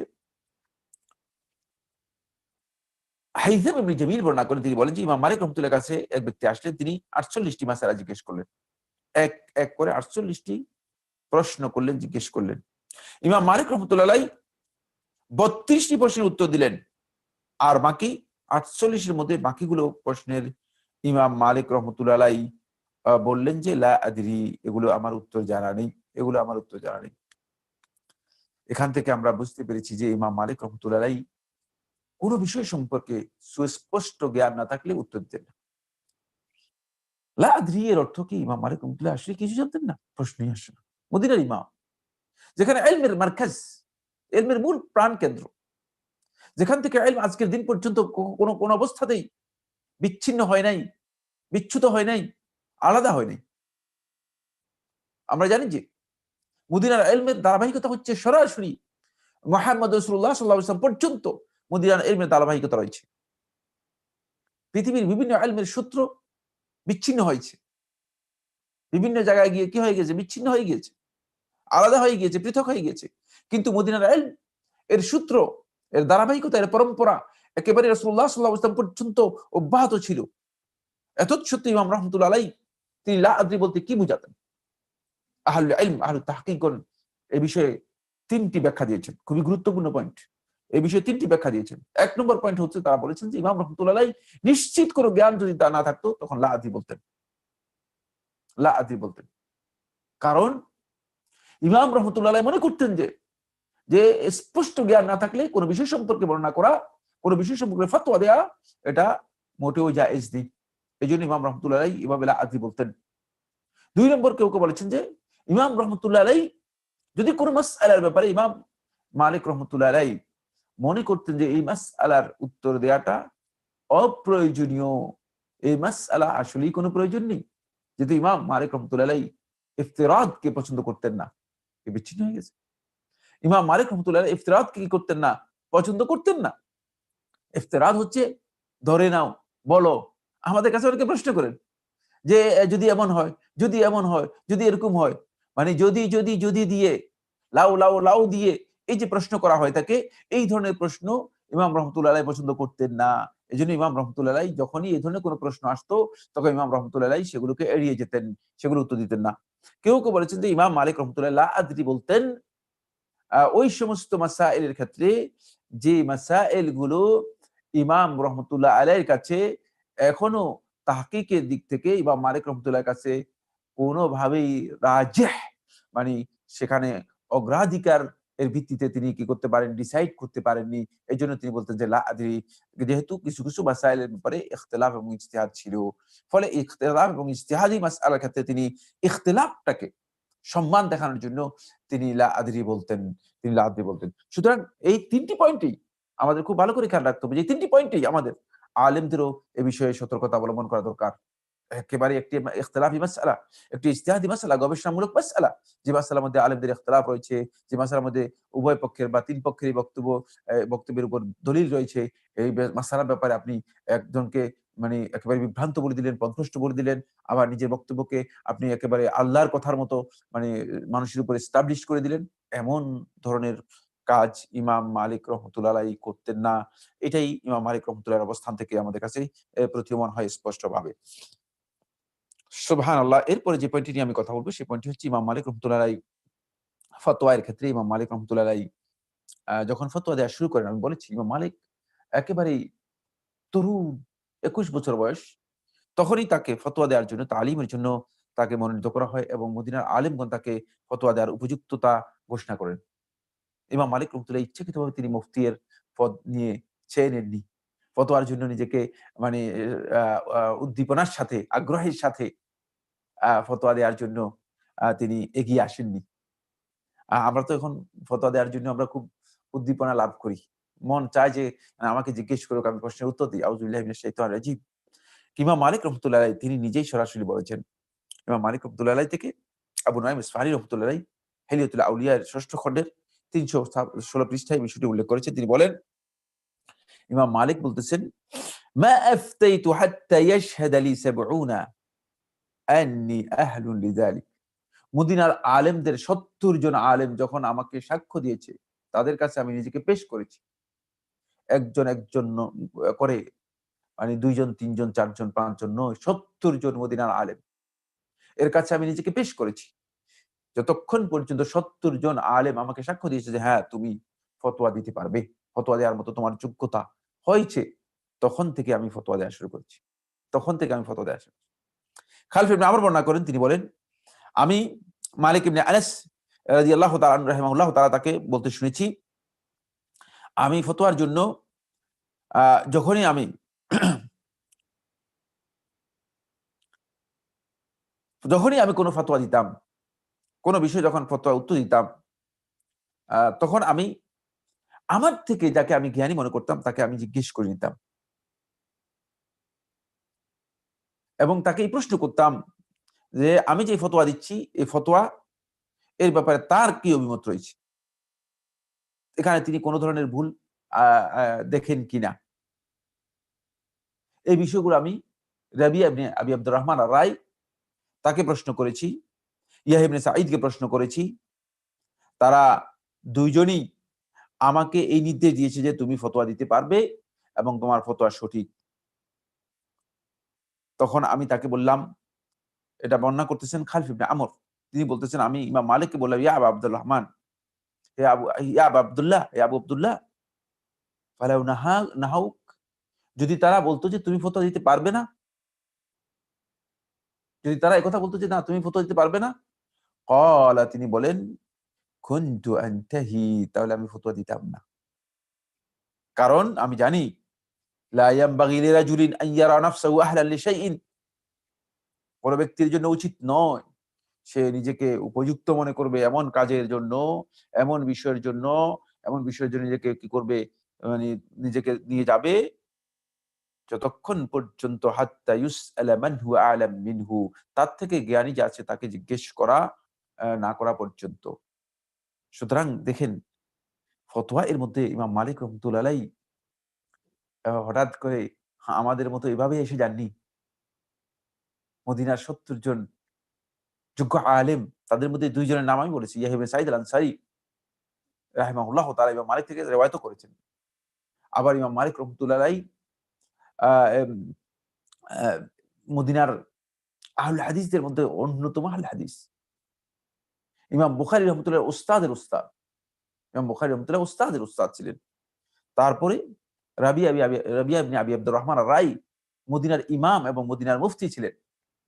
এরা যখন ফতোয়া দিয়েছে, তখনই ইমাম মালিক রহমাতুল্লাহ আলাইহি ফতোয়া দেওয়ার ব্যাপারে ইমাম মালিক রহমাতুল্লাহ আলাইহি কি হয়েছেন, আ মানে শুরু করেছেন ফতোয়া দেয়া, অনুমতি পেয়েছেন। খুব ভালো করে খেয়াল করুন। বন্ধুগণ, আমাদের আলোচনা অনেক দীর্ঘ। আমরা চেষ্টা করব ইনশাআল্লাহ তাআলা খুব দ্রুত এগিয়ে যাওয়ার জন্য, যতটুকু সম্ভব হয় আপনাদের সাথে শেয়ার করব। ইমাম মালিক রহমাতুল্লাহ আকীদা সম্পর্কে কয়েকটি গুরুত্বপূর্ণ কথা বলব। খুব সংক্ষেপে চেষ্টা করব। ইমাম মালিক রহমাতুল্লাহ আলাইহি এর আকীদা, আহলুস সুন্নাহ ওয়াল জামায়াতের যে আকীদা রয়েছে, সে আকীদার সাথে পুঙ্খানুপুঙ্খভাবে মিল ছিল। কোথাও ইমাম মালিক রহমাতুল্লাহ আকীদার মধ্যে এমন কোন আকীদা ছিল না যে আকীদা আজকে হয়তো মালিকি মাযহাবের আ পরবর্তী যুগের মানুষ অথবা পরবর্তী যুগের আলেমগণ অনুসরণ করে থাকেন। ইমাম মালিক রহমাতুল্লাহ ঈমানের ব্যাপারে বলতেন, আল ঈমানু কাউলুন ওয়া আমালুন ইয়াজিদু ওয়া ইয়ানকুস। ঈমান কাউল, কথা এবং আমল দুইটাই। স্বীকৃতি এবং আমল দুইটাকে ঈমান কি করে অন্তর্ভুক্ত করে, ইয়াজিদু ওয়া ইয়ানকুস, বৃদ্ধি পায় এবং কমে। এটা আহলুস সুন্নাত ওয়াল জামাতের আকীদা। দ্বিতীয় হচ্ছে ইমাম মালিক রহমাতুল্লাহ বলতেন, আল কুরআনু কালামুল্লাহ, কোরআন হচ্ছে আল্লাহর কালাম। ওয়া কালামুল্লাহি মিনাল্লাহ, আল্লাহর কালাম আল্লাহর পক্ষ থেকে। ওয়া লাইসা মিনাল্লাহি শাইউন মাখলুক, আল্লাহর পক্ষ থেকে যেটা হয় সেটা মাখলুক নয়, সরাসরি এটা আল্লাহর। সুতরাং আল্লাহর সাথে সম্পৃক্ত হলে সেটা কোনদিন মাখলুক হবে না। এটা কোরআনে কারীমকে মাখলুক বা সৃষ্ট তিনি মনে করতেন না। ৩ নম্বর আকীদা হচ্ছে ইমাম রহমাতুল্লাহ আলাইহি এই কথা আকীদা পোষণ করতেন, যে ব্যক্তি কোরআনকে মাখলুক বা সৃষ্ট মনে করে তাকে প্রহার করা হবে, শাস্তি দেওয়া হবে এবং তাকে বন্দী করে রাখা হবে যতক্ষণ পর্যন্ত সে তওবা না করে। যতক্ষণ পর্যন্ত সে তওবা না করে। তওবা করা পর্যন্ত তাকে কি করা হবে? বন্দী করে রাখা হবে। ৪ নম্বর আকীদা হচ্ছে ইমাম মালিক রহমাতুল্লাহ বলতেন, আল্লাহু ফিস সামা, আল্লাহ আসমানে, ওয়া ইলমুহু ফি কুল্লি মাকান, তার ইলম মানে পৃথিবীর সর্বত্র ইলম বিরাজমান রয়েছে। লা ইয়াখলু মিনহু শাই, যেখান থেকে কোন কিছুই কি নয়, কোনভাবেই মুক্ত নয়। আল্লাহ রাব্বুল আলামিনের ইলম সর্বত্র। এটা ইমাম মালিক রহমাতুল্লাহ আলাইহি থেকে বর্ণিত হয়েছে। ইমাম মালিক রহমাতুল্লাহ আলাইহি আ আল্লাহ রাব্বুল আলামিন সম্পর্কে ইমাম মালিক রহমাতুল্লাহ আলাইহির আকীদা ছিল, তাকে যখন প্রশ্ন করা হয়েছে, ইবনুল কাসিম প্রশ্ন করেছেন, তখন তিনি বলেছেন যে আল্লাহ রাব্বুল আলামিনকে কিয়ামতের দিন দেখা যাবে। আল্লাহর বান্দাগণ আল্লাহ রাব্বুল আলামিনকে কিয়ামতের দিন দেখতে পাবে। ইমাম মালিক রহমাতুল্লাহ আলাইহির আকীদার আরেকটি পয়েন্ট ছিল, ইমাম মালিক রহমাতুল্লাহ আলাইহি বলতেন যে রাসূলুল্লাহ সাল্লাল্লাহু আলাইহি ওয়াসাল্লামের সাহাবীদেরকে যারা রাসূলুল্লাহ সাল্লাল্লাহু আলাইহি ওয়াসাল্লামের সাহাবীদেরকে গালিগালাজ করবে, তাদের জন্য জিহাদে জিহাদে অর্জিত গনীমত এবং ফাই এর মধ্যে কোন ধরনের নসিব বা অংশ থাকবে না। অর্থাৎ ইমাম রহমাতুল্লাহ আলাইহি তাদেরকে মুসলিমদের এনলিস্টেড মুসলিম যারা আছে, যারা ইসলামী রাষ্ট্রের রাষ্ট্রীয় সহযোগিতা পাওয়ার মতো যোগ্যতা রাখে, যারা রাসূলুল্লাহ সাল্লাল্লাহু আলাইহি ওয়াসাল্লামের সাহাবায়ে কেরামদেরকে গালিগালাজ করবে, তাদেরকে এর মধ্যে তিনি এনলিস্টেড হিসেবে কি করতেন না, এনরোলড মনে করতেন না। তাদেরকে এদের মধ্যে অন্তর্ভুক্তই করতেন না। এবং এই বিষয়ে বিস্তারিত আলোচনা রয়েছে। সময়ের কারণে আমি সেদিকে যাচ্ছি না। 7 নম্বর যে পয়েন্টটি অত্যন্ত গুরুত্বপূর্ণ সেটা হলো জাফর ইবনে আব্দুল্লাহ বর্ণনা করেন, আমরা মালিক ইবনে আনাস রাদিয়াল্লাহু আনহুর কাছে ছিলাম। এক ব্যক্তি তার কাছে আসলেন, এসে বললেন, ইয়া আবা আব্দুল্লাহ, হে আবু আব্দুল্লাহ, আর রহমানু আলাল আরশি ইস্তাওয়া, দয়াময় রহমান আরশের উপর উঠেছেন। এই যে কোরআনের বক্তব্য, সূরা তাহার 5 নম্বর আয়াত। কোরআনের অনেকগুলো আয়াতের মধ্যে ইস্তিওয়া আলা রহমান, আল্লাহ রাব্বুল আলামিনের আরশের উপর উঠার বিষয়টি সেটা আলোচনা করা হয়েছে। তিনি যে আরশের উপর আছেন এবং আরশের উপর উঠেছেন, এই বিষয়গুলো আলোচনা করা হয়েছে। এই ব্যক্তি প্রশ্ন করলেন ইমাম রাহমাতুল্লাহ আলাইহি, কাইফা ইস্তাওয়া, কিভাবে উঠলেন? ফামা ওয়াজাদা মালিকুন মিন শাইইন মা ওয়াজাদা মিন মাসআলাতিহি। ইমাম মালিক রাহমাতুল্লাহ এই মাসআলা, এই প্রশ্ন যখন শুনলেন তখন ইমাম মালিক রাহমাতুল্লাহ মনে খুব একটা আঘাত পেলেন। কারণ হচ্ছে ঈমানের দাবি অনুযায়ী ঈমানদার ব্যক্তি করে এই প্রশ্ন করতে পারে না। একটু বিব্রত বোধ করলেন, একটু আঘাত পেলেন। তিনি ফানাজারা ইলাল আরদ, মাটির দিকে তাকালেন। ওয়াজালা ইয়াকনুতু বিউদিন ফি ইয়াদিহি হাত্তা আলাহু আর-রুহাবা, এবং মালিক রহমতুল্লাহ মাটিতে তার হাতে একটা কাঠের খন্ড ছিল, সেটা দিয়ে মাটিতে খুব করলেন, আঘাত করলেন, এমনকি তার ঘর্মাক্ত হয়ে গেলেন। তাকে দেখা গেল যে হাত্তা আলাহু রুহাবা, রুহাবা হচ্ছে ঘাম, ঘাম তার হয়ে গেল। সুম্মা রাসাহ সুম্মা রাফা রাসাহ, তারপর তিনি তার মাথা উঠালেন। ওয়ারামা বিল উদ, আবার ওই মাটি দিয়ে কি করলেন ওটাকে, না ওয়ারামা বিল উদ, এবং ওই হাতের কাঠ যেটা ছিল, হাতের মধ্যে যে কাঠ বা লাঠি ছিল, যা ছিল সেটা ফেলে দিলেন। ওয়াকালা, তিনি বললেন, ওয়াল কাইফু মিনহু গায়রু মাকুল, খবরদার, আল কাইফু মিনহু গায়রু মাকুল, কাইফের বিষয়টি বিবেচনার মতো নয়, বিবেচনা আনতে পারবে না, কনসিডারেবল নয়। ওয়াল ইস্তিওয়াউ মিনহু গায়রু মাজহুল, আর তার কাছ থেকে ইস্তিওয়া, তিনি যে উঠেছেন আরশের উপর, এটা গায়রু মাজহুল, অপরিচিত নয়, নোন মালুম, জানা বিষয়। ওয়াল ঈমানু বিহি ওয়াজিব, আর এই বিষয়ে ঈমান ওয়াজিব, যেহেতু আল্লাহ সুবহানাহু ওয়া তাআলা কোরআনের মধ্যে আল্লাহ তাআলা সম্পর্কে বলেছেন, সুতরাং এই বিষয়ে আমাদেরকে ঈমান আনতে হবে। ওয়াস-সুআলু আনহু বিদআতুন, আর এই বিষয়ে প্রশ্ন করা হচ্ছে বিদআত, সুতরাং এই বিষয়ে প্রশ্ন করাটাই হচ্ছে বিদআত। ওয়া আযুন্নুকা সাহিবা বিদআতিন, তোমাকে আমার ধারণা হচ্ছে তুমি কোন বেদাত এর অনুসারী হচ্ছ, অথবা কোন বেদাতীদের মানে অনুগামী হচ্ছ, তুমি বেদাত অনুগামী হচ্ছ। ওয়া আমারা বিহি, এবং ফাউখরিজ, বলে যে একে বের করে দাও, কারণ বেদাতের এই যে চেতনা নিয়ে আমাদের মধ্যে এসেছে, সম্ভাবনা আছে সে বেদাতের বিস্তার আমাদের মধ্যে ঘটিয়ে দিতে পারে। কারণ এই প্রশ্ন থেকে বোঝা যাচ্ছে যে সে বেদাতের মাধ্যমে প্রভাবিত হয়ে এসে ইমাম মালিক রাহমাতুল্লাহি আলাইহিকে এই প্রশ্নটি করেছিলেন। যাই হোক, এখান থেকে আমরা যে বিষয়টি জানতে পেরেছি, গোটা উম্মাহ যে বিষয়টি জানতে পেরেছি, আল্লাহ রাব্বুল আলামিনের সিফাতুল্লাহ আল খাবারিয়া জাতিয়া, আল্লাহ তাআলার সত্তাগত যেই সিফাতগুলো রয়েছে, যেগুলো রাসূলুল্লাহ সাল্লাল্লাহু আলাইহি ওয়াসাল্লাম হাদিসের মাধ্যমে এবং আল্লাহ সুবহানাহু ওয়া তাআলা কোরআনে কারীমের আয়াতের মাধ্যমে জানিয়েছেন, এই সিফাতের ব্যাপারে মূলনীতি আহলুস সুন্নাত ওয়াল জামাতের ইমাম মালিক রাহমাতুল্লাহ একটা মূল সূত্র বলে দিয়েছেন। সেই মূল সূত্র হচ্ছে, আমরা জানি যে আল ইস্তিওয়া মা'লুম, আল্লাহ তাআলার এই সিফাতগুলো আমাদের কাছে মা'লুমুন হাকীকাতান, এগুলোর বাস্তব অর্থ আমাদের কাছে জানা রয়েছে। ওয়াল কাইফু মাজহুল, এর ধরন আমরা কোন অবস্থাতেই কি করতে পারবো না, সাব্যস্ত করতে পারবো না, অথবা ধরনের কোন বর্ণনা আমরা দিতে পারবো না। আর ওয়াল ঈমানু বিহি ওয়াজিব, আর এই বিষয়গুলো ঈমান আনতে হবে, এটা ওয়াজিব, বাধ্যতামূলক। ওয়াস সুআলু আনহু বিদআতুন, আর এর প্রশ্ন করা বিদআত। আর এগুলো নিয়ে যারা প্রশ্ন উত্থাপন করে থাকে তারা মূলত সাহিবু হাওয়া, তারা প্রবৃত্তির অনুসারী বেদাতি। খুব ভালো করে বিষয়গুলো আয়ত্ত করার জন্য আমরা চেষ্টা করি। সুবহানাল্লাহ, ইমাম মালিক রাহমাতুল্লাহি আলাইহি তিনি সম্মানী ব্যক্তি ছিলেন। ফলে ইমাম রাহমাতুল্লাহি আলাইহি সম্মান লাভ করেছেন, এবং তিনি যেহেতু খুব অল্প বয়সে ইমাম রাহমাতুল্লাহি আলাইহি ইলমের চর্চা শুরু করেছেন, ফতোয়া দেয়া শুরু করেছেন, মদিনার আলেম হিসেবে, মদিনার ইমাম হিসেবে পরিচিতি লাভ করেছেন। ফলে ইমাম মালিক রাহমাতুল্লাহির বক্তব্য চতুর্দিকে ব্যাপকভাবে সমাদৃত হতে শুরু হয়। ব্যাপকভাবে সমাদৃত হতে শুরু হয়। আমি বলেছি যে ইমাম মালিক রহমতুল্লাহ আলাইহি আবু জাফর আল মনসুরের সময় পেয়েছেন, শেষের দিকে পেয়েছেন আবু জাফর আল মনসুরের সময়। তিনি আবু জাফর আল মনসুরের কাছেও গিয়েছিলেন। আবু জাফর আল মনসুর যখন এসেছে তখন আবু জাফর আল মনসুরের কাছে গিয়েছেন, মদিনাতে যখন এসেছিলেন।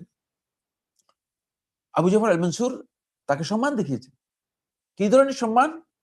ইন্তেকা এর মধ্যে ইবনে আব্দুল বার 42 পৃষ্ঠায় বলেন, তিনি বলেন ইমাম মালিক রহমতুল্লাহ আলাইহি বলতেছেন, দাখালতু আলা আবি জাফর আল মনসুরের কাছে আমি প্রবেশ করলাম, গেলাম। আমি দেখলাম যে বনি হাশিমের অনেকেই একবার দুইবার করে তার হাতের মধ্যে চুম্বন দিচ্ছে। কিন্তু আল্লাহ সুবহানাহু ওয়া তাআলার মেহেরবানি, আল্লাহ রাব্বুল আলামিন আমাকে এখান থেকে নিরাপদ করেছেন, নিরাপদ রেখেছেন। আমি তার হাতে চুম্বন করিনি। সুবহানাল্লাহ। অর্থাৎ ইমাম মালিক রহমতুল্লাহ আলাইহি কে তিনি সেভাবে সম্মান দেখিয়েছেন যে ইমাম মালিক রহমতুল্লাহকে তার হাতে চুম্বন করতে দেননি। তার হাতে চুম্বন করতে দেননি।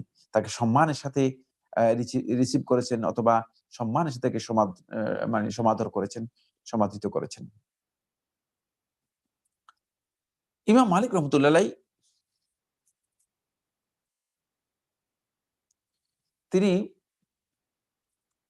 আ সিয়ার আলামুন নুবালা এর ৮ম খণ্ডের ৬৬ পৃষ্ঠায় শামসুদ্দিন যাহাবী রহমতুল্লাহ তার কাছ থেকে বর্ণনা করেন, ওয়াল্লাহি আল্লাহর কসম, মা দাখালতু আলা মালিকিন মিন হাউলাইল মুলুক, এই বাদশা যারা আছে তাদের কারো কাছেই যখন আমি প্রবেশ করছি, হাত্তা আসিলা ইলাইহি, তার কাছে পৌঁছা পর্যন্ত, ইল্লা নাযাআ আল্লাহু হাইবাতাহু মিন সাদরি, আল্লাহ তাআলা তার যে একটা ভয়, সেই ভয়টুকু আমার অন্তর থেকে আল্লাহ তাআলা উঠিয়ে নিতেন। তার কাছে গেলে মনে হতো যেন তিনি আমার খুব কাছের ঘনিষ্ঠ মানুষ। অর্থাৎ তাদের কাছে তিনি সম্মানের সাথে কি করতেন? আ মানে সম্মান লাভ করতেন। তারা তার সাথে কোন ধরনের এমন কোন আচরণ করতেন না যে আচরণের কারণে তিনি মনে হতো যে তিনি এসেছেন, তাকে তারা আ মানে একজন সাধারণ প্রজা হিসেবে যেভাবে আচরণ করা দরকার সেই ধরনের কোন আচরণ করতেন। খলিফাদের কাছেও ইমাম মালিক রহমতুল্লাহ আলাইহির মর্যাদা ছিল। ইমাম মালিক রহমতুল্লাহ আলাইহি হুসাইন ইবনে উরওয়া বর্ণনা করতেছেন, যখন মাহদী আ মদিনাতে আসলেন, মানে খলিফা মাহদী যখন মদিনাতে আসলেন, তখন ইমাম মালিক রহমতুল্লাহ এর কাছে তিনি ২,০০০ অথবা ৩,০০০ দিনার ইমাম মালিক রহমতুল্লাহর কাছে পাঠালেন। মানে কোন একজন লোকের মাধ্যমে পাঠালেন। ইমাম মালিক রহমতুল্লাহর কাছে পাঠালেন। তারপরে মাহদীর পক্ষ থেকে তার আমির যে রাবিয়া ছিল, রাবি তারপরে ইমাম মালিকের কাছে আসলেন। ফাকালা লাহু, ইমাম মালিককে লক্ষ্য করে বললেন, আমিরুল মুমিনিন ইউহিব্বু, না, আমিরুল মুমিনিন ইয়াজিব আন তুআদিলাহু ইলা মাদিনাতিস সালাম। যে আমিরুল মুমিনিন যেহেতু আসছেন, সুতরাং ইয়াজিব আন তুআদিলাহু, যে তুমি তার সাথে সফর সঙ্গী হবে, ইলা মাদিনাতিস সালাম, মাদিনাতুস সালাম বলতে বাগদাদকে বোঝানো হতো তখন। বাগদাদ পর্যন্ত তুমি তার সাথে সফর সঙ্গী হবে, আমিরুল মুমিনিন এমনটি চাচ্ছে। ফাকালা লাহু মালিক, ইমাম মালিক রহমতুল্লাহ তাকে লক্ষ্য করে বললেন, ক্বালা রাসূলুল্লাহ সাল্লাল্লাহু আলাইহি ওয়াসাল্লাম, আমিরুল মুমিনকে এই কথা বলে দাও। আল্লাহ নবী সাল্লাল্লাহু আলাইহি ওয়াসাল্লাম বলেছেন, ওয়াল মাদিনাতু খায়রুল লাহুম লাউ কানু ইয়ালামুন, মদিনাই তো তাদের জন্য কল্যাণকর, মদিনাই তাদের জন্য উত্তম। লাউ কানু ইয়ালামুন, যদি তারা বুঝতো। সুতরাং আমিরুল মুমিনকে বলে দাও যে আমি মদিনায় থাকবো, আমি যাব না। ওয়াল মালু ইনদি আলা হালিহি, আর যেই টাকা আমিরুল মুমিনিন প্রেরণ করেছেন সেটা আমার কাছে যেভাবে দিয়েছে সেভাবে আছে, তুমি চাইলে নিয়েও যেতে পারো। সুবহানাল্লাহ। এই ইমামদের জীবনী আমাদের জন্য কতই না শিক্ষণীয় বিষয়। দুনিয়ার প্রতি যাদের কোনো মোহ ছিল না, পদ-পদবীর প্রতি যাদের কোনো মোহ ছিল না, এমনকি মানে শোহরত, প্রসিদ্ধি, ভাইরাল হওয়া, মানুষের কাছে নিজেকে প্রকাশ করে তোলা, এগুলোর প্রতি যাদের কোনো ধরনের মোহ ছিল না, তারাই ছিলেন সত্যিকার আমাদের ইমাম। তারাই ছিলেন সত্যিকার আমাদের অগ্রজ। তারাই ছিলেন সত্যিকার আমাদের অনুকরণীয় ব্যক্তিত্ব। এই ইমাম মালিক রহমতুল্লাহ জীবনী থেকে কি আমরা লক্ষ্য করেছি? আমাদেরকে যদি কোনো বাদশাহ এসে বলতো, আচ্ছা তো তখন পুরো সাম্রাজ্যের মালিক, এখন তো যিনি সরকার প্রধান হন, প্রধানমন্ত্রী অথবা প্রেসিডেন্ট, তিনি তো আসলে কিছুর মালিক নন, বরং তিনি বলা যেতে পারে যে জনগণের নিয়োগ প্রাপ্ত একজন ব্যক্তি। কিন্তু বাদশাহ হচ্ছেন সাম্রাজ্যের মালিক। তখন বাদশাহ এর সাথে সাহচর্য লাভ করার জন্য, বাদশাহের সফর সঙ্গী হওয়ার জন্য বাদশাহ চাইলেও এই সমস্ত ইমামদেরকে খরিদ করে নিতে পারতেন না। সুবহানাল্লাহ। ইমাম মালিক রহমতুল্লাহ আলাইহি খুব ভালো করে খেয়াল করুন। ইমাম মালিক রহমতুল্লাহ আলাইহি এই বিষয়টি আমরা এটা আলোচনা করব কিনা সময় দেখিয়ে হয়তো আলোচনা করা যাবে না। না, আর সময় আমাদের কুলাবে না। তাহলে আমরা এই বিষয়ে আলোচনা করতে চাই না। ঠিক আছে। এরপরে যে পয়েন্টটি আমি আলোচনা করব সেটা হলো ইমাম মালিক রহমতুল্লাহ আলাইহি ইলম এবং আহলুল ইলমকে মর্যাদা দিতেন। খুবই গুরুত্ব দিয়ে আলেমদেরকে সম্মান করতেন এবং ইলমকে সম্মান করতেন। ফলে কেউ যদি ইলমের ব্যাপারে কোন ধরনের মানে নোংরামি করত, কোন ধরনের মানে অসৎ আচরণ করত, তার প্রতি ইমাম মালিক রহমতুল্লাহ আলাইহি ইলমের জন্য কি করতেন না, আ ইলম দিতে চেষ্টা করতেন না। মানে ইলমকে হেয় করতেন না। ইলমের মর্যাদাকে তুচ্ছ করতেন না। এটা আলেমদের শান ছিল। এখন আলেমরা ইলমকেই তুচ্ছ জ্ঞান করছেন। ইলমের যে মর্যাদা আছে সেই মর্যাদা আলেমরা এস্টাবলিশ করতে পারছেন না। আলেমদের কাছে, যাদের কাছে ইলম নেই তারা আসবে। যাদের কাছে ইলমের অভাব আছে, যার কাছে আছে তার কাছে আসবে। যার কাছে টাকা আছে, সম্পদ আছে তার কাছে আমরা যাই। কিন্তু যার কাছে ইলম আছে আমরা তার কাছে যেতে চাই না। তাকে আমরা কি করি?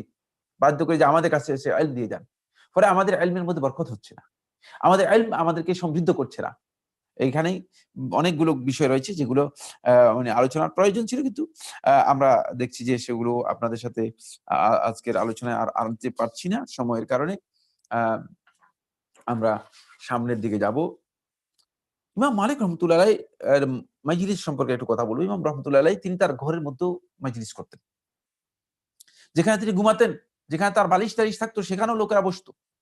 অর্থাৎ ইমাম রহমতুল্লাহ আলাইহি ঘুমের সময়টুকুও ইমাম রহমতুল্লাহ আলাইহি শুধুমাত্র লোকদের জন্য বন্টন করে রেখেছেন।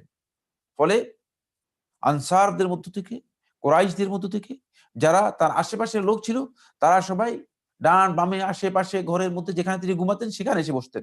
সেখানে তার মজলিস করতেন। আর তার যে মজলিস মদিনার মসজিদে হতো, সেই মজলিস ছিল একটা মজলিস ওয়াকার, গুরুগাম্ভীর্যপূর্ণ, অত্যন্ত জ্ঞানের মজলিস। এর ধরন কি ছিল? সুবহানাল্লাহ। ইন্তিকা এর মধ্যে ইবনে আব্দুল বার ৪১-৪২ পৃষ্ঠায় এই বিষয়টি উল্লেখ করেছেন। কানা মজলিসু ওয়াকারিন ওয়া হিলম। তার মজলিস ছিল অত্যন্ত সহিষ্ণু, মর্যাদাপূর্ণ, ভাবগাম্ভীর্যপূর্ণ, গুরুগম্ভীর একটি মজলিস ছিল। ওয়া কানা রাজুলান মাহিবান নাবিলান। তিনি নিজেও ছিলেন মানে যাকে দেখলে মানুষ একটু মানে শ্রদ্ধ হতো। তারপরে অত্যন্ত মর্যাদাশীল ব্যক্তি ছিলেন। আত্মসম্মান সম্পন্ন ব্যক্তি ছিলেন। লাইসা ফি মাজলিসিহি শাইউন মিনাল মিরাই ওয়াল লাগাত। তার মজলিসের মধ্যে কোন ধরনের ঝগড়া বিবাদ, কোন ধরনের উচ্চবাচ্য হতো না। ওয়া কানাল গুরাবা ইয়াসআলুনাহু আনিল হাদিসি ওয়াল হাদিসাইনি। অপরিচিত লোকেরা বাহির থেকে যারা আসতো তারা তাকে একটি হাদিস অথবা দুটি হাদিস সম্পর্কে জিজ্ঞেস করতেন। আও ক্বালাল হাদিস বা'দাল হাদিস। এক হাদিসের পরে আরেক হাদিসের কথা জিজ্ঞেস করতেন। ও রুবামা আযিনা লিবা'দিহিম। তাদের কাউকে তিনি অনুমতিও দিতেন। ফাকারা আলাইহি। তারা তার কাছে হাদিস পড়তেন। ওয়া কানা লাহু কাতিব। তার একজন লেখক ছিল। কাদ নাসাকা কুতুবাহু। তার কিতাব সে কি করতেন? নাস করতেন। ইউকালু লাহু হাবিব। তার নাম ছিল হাবিব।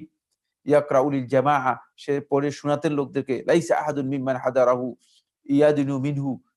কেউ তার সরাসরি সামনে গিয়ে তার গায়ের উপরে গিয়ে পড়তেন না। ওয়ালা ইয়ানজুরু ফি কিতাবিহি।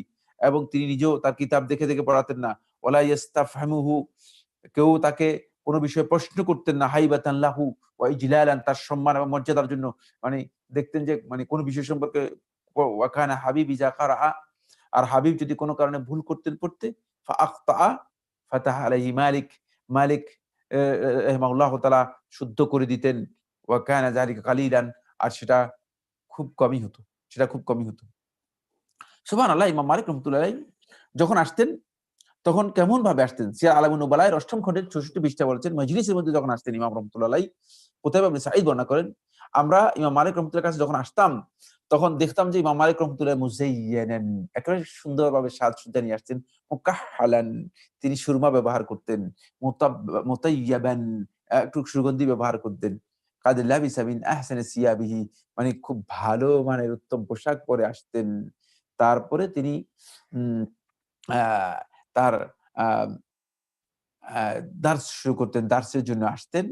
দার্সের মধ্যে আসতেন এবং তিনি পাখা জন্য কি করতেন, ডাকতেন যে পাখা দেওয়ার জন্য বলতেন এবং প্রত্যেকে একটা, একটা করে পাখা দিতেন।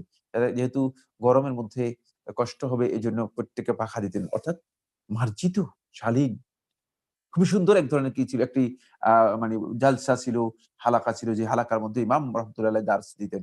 আরো অনেক কথা রয়েছে, সেটা আমার মনে হচ্ছে আজকে আর বলা যাবে না। আ এবার আমরা যাব, অনেকগুলো পয়েন্ট রয়েছে, এখানে রয়েছে সর্বমোট আমাদের কাছে ১৪ টি পয়েন্ট দেখি। ইমাম মালিক রহমতুল্লাহ সম্পর্কে আলেমদের আ প্রশংসা, আলেমদের আ সার্টিফাই করা বক্তব্যগুলো, যেগুলোর মাধ্যমে সুবহানাল্লাহ, ইমাম মালিক রহমতুল্লাহ আলাইহিকে তারা মর্যাদা দিয়েছেন। সুফিয়ান ইবনে উয়াইনা রাহমাতুল্লাহ বলেন, "ওয়া মা নাহনু ইনদা মালিক ইবনে আনাস।" সুফিয়ান ইবনে উয়াইনা রাহমাতুল্লাহ বলতেছেন যে মালিক ইবনে আনাসের কাছে আমরা কি? কিছুই না। ইন্নামা কুননা নাত্তাবিউ আসারা মালিক। আমরা মালিকের পদাঙ্ক অনুসরণ করতাম। ওয়া নানজুরু শাইখ, আমরা আর তার জন্য অপেক্ষা করতাম। ইযা কানা কাতাবা আনহু কাতাবনা আনহু। মালিক যার কাছ থেকে হাদিস নিতেন, আমরা তার কাছ থেকে হাদিস নিতাম। সুবহানাল্লাহ! কত বেশি মর্যাদা ছিল সুফিয়ান ইবনে উয়াইনা রাহমাতুল্লাহ আলাইহি, আহলে হাদিসদের মধ্যে একজন ছিলেন। আমরা জানি যে তিনি প্রসিদ্ধ ব্যক্তিদের মধ্যে অন্যতম হাদিসের। ইমাম শাফিঈ রহমাতুল্লাহ আলাইহি বলেন, ইমাম শাফিঈ বলেন, "লাউলা মালিক ইবনে উয়াইনা", ওই সুফিয়ান ইবনে উয়াইনা সম্পর্কে বলছি, "যদি মালিক এবং ইবনে উয়াইনা যদি না আসতো, লা যাহাবা ইলমুল হিজাজ", হিজাজের ইলম হারিয়ে যেত, বিস্মৃত হয়ে যেত, ভুলে যেত মানুষ। হিজাজের ইলমকে ধারণ করেছেন ইমাম মালিক এবং ইবনে উয়াইনা রাহিমাহুমাল্লাহু তাআলা। রাবি ইবনে সুলাইমান ইমাম শাফিঈর রহমতুল্লাহ ছাত্র, তিনি বলেন, ইমাম শাফিঈকে আমি বলতে শুনেছি, ইজা জাআকাল হাদিসু, যখন কোন হাদিস আসবে আন মালিক, মালিকের কাছ থেকে, মালিকের riwayate আসবে, ফাশুদ্দা বিহি ইয়াদাইকা, দুই হাত দিয়ে শক্ত করে ধরো। ওয়া সামি'তু শাফিঈ ইয়াকুলু, ইমাম শাফিঈকে আমি বলতে শুনেছি, ইজা জাআকাল খাবারু, যদি হাদিস কারো কাছে আসে মালিকের থেকে, ফামালিকুমুন নাজম, আর মালিক হচ্ছে তোমাদের জন্য তারকা। মালিকেরটাই সবচেয়ে বেশি তোমরা কি দিবে, অগ্রাধিকার দিবে। ইন্তিকা এর মধ্যে ইবনে আব্দুল বার রাহমাতুল্লাহ আলাইহি ইমাম শাফিঈ থেকে বর্ণনা করেন, তিনি বলেন যে মালিক ইবনে আনাস মুআল্লিমি ওয়া আনহু আখাযতুল ইলম। মালিক ইবনে আনাস হচ্ছেন আমার শিক্ষক, আমি তার কাছ থেকে ইলম গ্রহণ করেছি। একেবারে স্পষ্ট বক্তব্য ইমাম শাফিঈ থেকে বর্ণিত হয়েছে। এখান থেকে আমরা যতটুকু বুঝতে পেরেছি সেটা হলো ইমাম শাফিঈ রহমাতুল্লাহ আলাইহি যে কত গুরুত্ব দিয়েছেন ইমাম মালিক রহমাতুল্লাহ আলাইহিকে। আসুন আমরা ইমাম বুখারীর বক্তব্য শুনি। ইমাম বুখারী রহমাতুল্লাহ আলাইহি কি বলেছেন? ইমাম মালিক রহমতুল্লাহ আলাইহি সম্পর্কে ইমাম বুখারী বলেছেন, মালিক ইবনে আনাস ইমামান, তিনি ইমাম ছিলেন। তার কাছ থেকে ইয়াহইয়া ইবনে সাঈদ আল আনসারী হাদিস বর্ণনা করেছেন। ওয়া আসাহুল আসানিদি কুল্লুহা, আর সবচেয়ে সহিহ সনদ হচ্ছে, সনদের দিক থেকে, মালিক আন নাফি আন ইবনে উমর। ইমাম বুখারী রহমাতুল্লাহ বলেছেন। এইজন্য এই সনদকে বলা হয়ে থাকে আস-সিলসিলা আয-যাহাবিyyah, স্বর্ণালী পরম্পরা, স্বর্ণালী সূত্র। যেই সূত্রে হাদিস বর্ণিত হয়েছে, সোনালী সূত্র হিসেবে পরিচিতি লাভ করেছে। সিয়ার আলামুন নুবালার ৮ম খণ্ডের ১১৪ পৃষ্ঠায় বিস্তারিত বিষয়টি পাওয়া যাবে। ইমাম মুহাম্মদ ইবনে হাসান আশ-শাইবানী রহমাতুল্লাহ আলাইহি, তিনি হচ্ছেন আ ইমাম আবু হানিফা রহমাতুল্লাহর ছাত্র। তিনি বর্ণনা করতেছেন যে আমি ইমাম মালিক রহমাতুল্লাহর কাছে ৩ বছর এবং কিছু সময় ইমাম মালিক রহমাতুল্লাহর কাছে ছিলাম। ইমাম মালিক রহমাতুল্লাহ আলাইহি তিনি বেশিরভাগ এই কথা বলতেন যে তিনি তিনি প্রায় ৭ শতাধিক হাদিস তিনি কি করেছেন, শুনেছেন। বিভিন্ন জন থেকে তিনি ৭ শতাধিক হাদিস শুনেছেন এবং তার এই হাদিসগুলো তিনি যখন ইমাম মালিক রহমতুল্লাহর কাছ থেকে যারা শুনেছেন তারা যখন বর্ণনা করতেন, ইমাম মালিক রহমতুল্লাহ আলাইহির ঘরে আমি দেখতাম যে ঘর পরিপূর্ণ হয়ে যেত এবং মানুষ এত বেশি একত্রিত হতো যে সেখানে বসার কোনো জায়গা থাকতো না। ইমাম মালিকের কাছ থেকে যখন হাদিস বর্ণনা করা হতো তখন আর ঘরে কোথাও জায়গা থাকতো। ইমাম মালিক যখন হাদিস বর্ণনা করতেন। আর যখন অন্য কারো ব্যক্তি থেকে বর্ণনা আসতো তখন আমরা দেখতাম যে বর্ণনার মধ্যে উপস্থিতির সংখ্যা কমে যেত। অন্যরা অন্যের কাছ থেকে হাদিস গ্রহণ করতেন না। অর্থাৎ ইমাম মালিকের হাদিসের ব্যাপারে তারা অনেক বেশি আ গুরুত্ব প্রদান করতেন। আ আমরা ইমাম আহমদ ইবনে হাম্বল রাহমাতুল্লাহ একটি বক্তব্য নেই। সময়ের কারণে হয়তো অন্যদের বক্তব্য আর নিতে পারব না। আ ইমাম আবু বকর আল-আসলাম, ইমাম আহমদ ইবনে হাম্বল রাহমাতুল্লাহর ছাত্র, তিনি বলতেছেন, আমি আহমদ ইবনে হাম্বল রাহমাতুল্লাহকে বলতে শুনেছি, মালিক ইবনে আনাস আহসানু হাদিসান আনি যুহরি। সুবহানাল্লাহ। ইমাম যুহরি হচ্ছেন ওস্তাদ। তারপরেও ইমাম মালিক সম্পর্কে আহমদ ইবনে হাম্বল রাহমাতুল্লাহ বলতেছেন আহসানু হাদিসান, হাদিসের দিক থেকে মালিক ইবনে আনাস, যুহরি ও ইবনে উয়াইনা দুইজনের থেকে অনেক বেশি উত্তম। কুলতু, আমি প্রশ্ন করলাম, আবু বকর আসলাম বলতেছেন, আমি প্রশ্ন করলাম কাকে? আহমদ ইবনে হাম্বল রাহিমাহুল্লাহ তাআলাকে প্রশ্ন করলাম, ফামা'মারুন, মা'মার সম্পর্কে আপনি বলেন, মা'মার তিনিও, তার চেয়েও কি তিনি উত্তম ছিলেন? ফাকালা, তিনি বললেন, মালিকু আতকান, মালিকের চেয়েও বেশি মজবুত, মালিক এর চেয়েও বেশি মজবুত। সুবহানাল্লাহ। অর্থাৎ হাদিসের উজ্জ্বল তারকা তিন জনের নাম যুহরি, ইবনে উয়াইনা এবং মা'মার। এই তিন জনের নাম উল্লেখ করে মালিক ইবনে আনাস রাদিয়াল্লাহু রাহিমাহুল্লাহ তাআলা তাকে বলতেছেন যে তিনি হচ্ছেন এদের সবার চেয়ে উত্তম। সুবহানাল্লাহ। ফলে ইয়াহইয়া ইবনে মাঈন কি বলেছেন? শামসুদ্দিন যাহাবী রাহমাতুল্লাহ সিরাত আ'লামুন নুবালায় ৮ম খণ্ডে ৯৪ পৃষ্ঠা উল্লেখ করে তিনি বলেন, সিরাত আ'লামুন নুবালা ৮ম খণ্ডে ৯৪ পৃষ্ঠায় তিনি বলেন, ইয়াহইয়া ইবনে মাঈন বলতেছেন, মালিক ইবনে আনাস মিন হুজাজিল্লাহি আলা খালকিহি। মালিক ইবনে আনাস হচ্ছেন আল্লাহ তাআলার বান্দাদের উপর, সৃষ্টির উপর আল্লাহর পক্ষ থেকে একটি হুজ্জত, একটা প্রমাণ। আল্লাহ রাব্বুল আলামিন তাকে জ্ঞানের দিক থেকে এত বেশি সমৃদ্ধ করেছেন। আসুন এবার আমরা যাব ইমাম মালিক রাহমাতুল্লাহ আলাইহির কিছু কথা, যেগুলো কিয়ামত পর্যন্ত গোটা উম্মতের জন্য আ আ প্রয়োজন এবং উম্মতকে স্বর্ণালী আ লিখনে তা লিখে রাখতে হবে। সিরাত আ'লামুন নুবালায় ৮ম খণ্ডে ৯৩ পৃষ্ঠা। লিখে নিন, সিরাত আ'লামুন নুবালায় ৮ম খণ্ডে ৯৩ পৃষ্ঠা। সাহাবে শামসুদ্দিন জাহবী রাহমাতুল্লাহ ইমাম মালিক রাহমাতুল্লাহ বক্তব্যকে কোট করেছেন। কুল্লু আহাদিন ইউখায মিন কাওলিহি ওয়া ইউতরাক ইল্লা সাহিবু হাযাল কবর, ফাআশারা ইলা কবরিন নবী সাল্লাল্লাহু আলাইহি ওয়াসাল্লাম। প্রত্যেক ব্যক্তি তার কথা থেকে কিছু গ্রহণ করা হবে, কিছু বর্জন করা হবে। অর্থাৎ প্রত্যেকের কথা নির্ভেজাল, একেবারে নির্দ্বিধায় নিঃশর্তভাবে মেনে নেওয়া যাবে না। ইল্লা সাহিবে হাযাল কবর, শুধু এই কবরের যিনি বাসী আছেন তার বক্তব্য ছাড়া। তারপরে তিনি ইমাম মালিক রাহমাতুল্লাহ আলাইহি আল্লাহর নবী সাল্লাল্লাহু আলাইহি ওয়াসাল্লামের কবরের দিকে ইশারা করতেন, ইঙ্গিত করতেন। সুবহানাল্লাহ। কিয়ামত পর্যন্ত সমস্ত মানুষের জন্য শিক্ষা। তাই রাসূলুল্লাহ সাল্লাল্লাহু আলাইহি ওয়াসাল্লাম ছাড়া আর যত বক্তব্য আছে সকলের ব্যাপারে একই কথাই। কুল্লু আহাদিন ইউখাযু মিন কাওলিহি ওয়া ইউতরাক। প্রত্যেকের কথা কিছু গ্রহণ করা হবে, কিছু বর্জন করা হবে। সব কথা নির্ভেজাল, নিঃশর্তভাবে একেবারেই আ নির্দ্বিধায় গ্রহণ করা যাবে না। দ্বিতীয় বক্তব্য ইমাম মালিক রাহমাতুল্লাহ আলাইহি, এটি হেলিয়া এর মধ্যে, হিলিয়াতুল আউলিয়া আবু নুআইম আসফাহানী রাহমাতুল্লাহ আলাইহি হিলিয়া এর ৬ষ্ঠ খণ্ডে ৩১৯ পৃষ্ঠায় উল্লেখ করেছেন। ৬ষ্ঠ খণ্ডে ৩১৯ পৃষ্ঠায় উল্লেখ করেছেন। আল ইলমু নূরুন ইয়াজআলুহু আল্লাহু হাইসু ইয়াশা লাইসা বিকাসরাতি রিওয়ায়া। খুব ভালো করে খেয়াল করুন। আল ইলমু নূরুন, জ্ঞান হচ্ছে নূর, আলো। ইয়াজআলুহু আল্লাহু হাইসু ইয়াশা, আল্লাহ তাআলা যেখানে এটাকে উপযুক্ত মনে করেন সেখানে এই নূরটুকু দেন। উপযুক্ত স্থান যদি না হয়, আল্লাহ রাব্বুল আলামিন এই নূরকে আল্লাহ রাব্বুল আলামিন দেন না। লাইসা বিকাসরাতি রিওয়ায়া, অধিক রিওয়ায়াতের মাধ্যমে এই নূর অর্জিত হয় না। অনেক জ্ঞানের মাধ্যমে এই নূর অর্জিত হবে না। অনেক বেশি শিখলেন, অনেক বেশি জানলেন, অনেক বেশি পড়লেন, অনেক বেশি বই সংগ্রহ করলেন, এই এই নূরটুকু আসবে না। এই নূর আল্লাহ তাআলার কাছে চাইতে হবে। সুবহানাল্লাহ। স্বর্ণের মানে সোনালী অক্ষরে লিখার মতো কথাগুলো ইমাম মালিক রাহমাতুল্লাহ আলাইহির, যেগুলো উলামায়ে কেরামগণ কোট করেছেন, আমরা চেষ্টা করেছি আপনাদের সাথে পেশ করার জন্য। এর পরের পয়েন্টটিও খুবই গুরুত্বপূর্ণ। এটাও আবু নুআইম ইসফাহানী রাহমাতুল্লাহ আলাইহি সিরাত আ'লামুন নুবালায়ের ৬ষ্ঠ খণ্ডে ৩২৬ পৃষ্ঠায় উল্লেখ করেছেন। ইমাম মালিক রাহমাতুল্লাহ আলাইহি কাছে এক ব্যক্তি আসলেন, এসে তাকে একটি মাসআলা জিজ্ঞেস করলেন। এক ব্যক্তি ইমাম মালিক রহমতুল্লাহর কাছে আসলেন, এসে একটি মাসআলা জিজ্ঞেস করলেন। ইমাম মালিক রহমতুল্লাহ তাকে লক্ষ্য করে বললেন, ফাকালা লাহু ক্বালা রাসূলুল্লাহ সাল্লাল্লাহু আলাইহি ওয়াসাল্লাম কাযা, রাসূলুল্লাহ সাল্লাল্লাহু আলাইহি ওয়াসাল্লাম এমন বলেছেন। ফাকালা আর-রাজুলু, ওই ব্যক্তি বললেন, আরাআইতা, তুমি কি এমন মনে করো? তুমি কি মনে করো?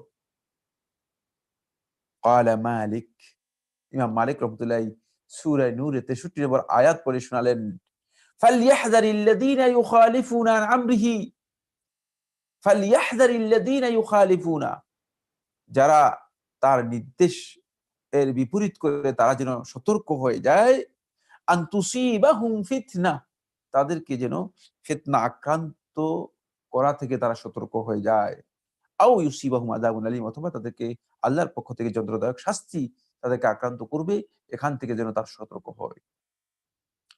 অর্থাৎ রাসূলুল্লাহ সাল্লাল্লাহু আলাইহি ওয়াসাল্লামের হাদিস এর পরে কোনো কথা নেই।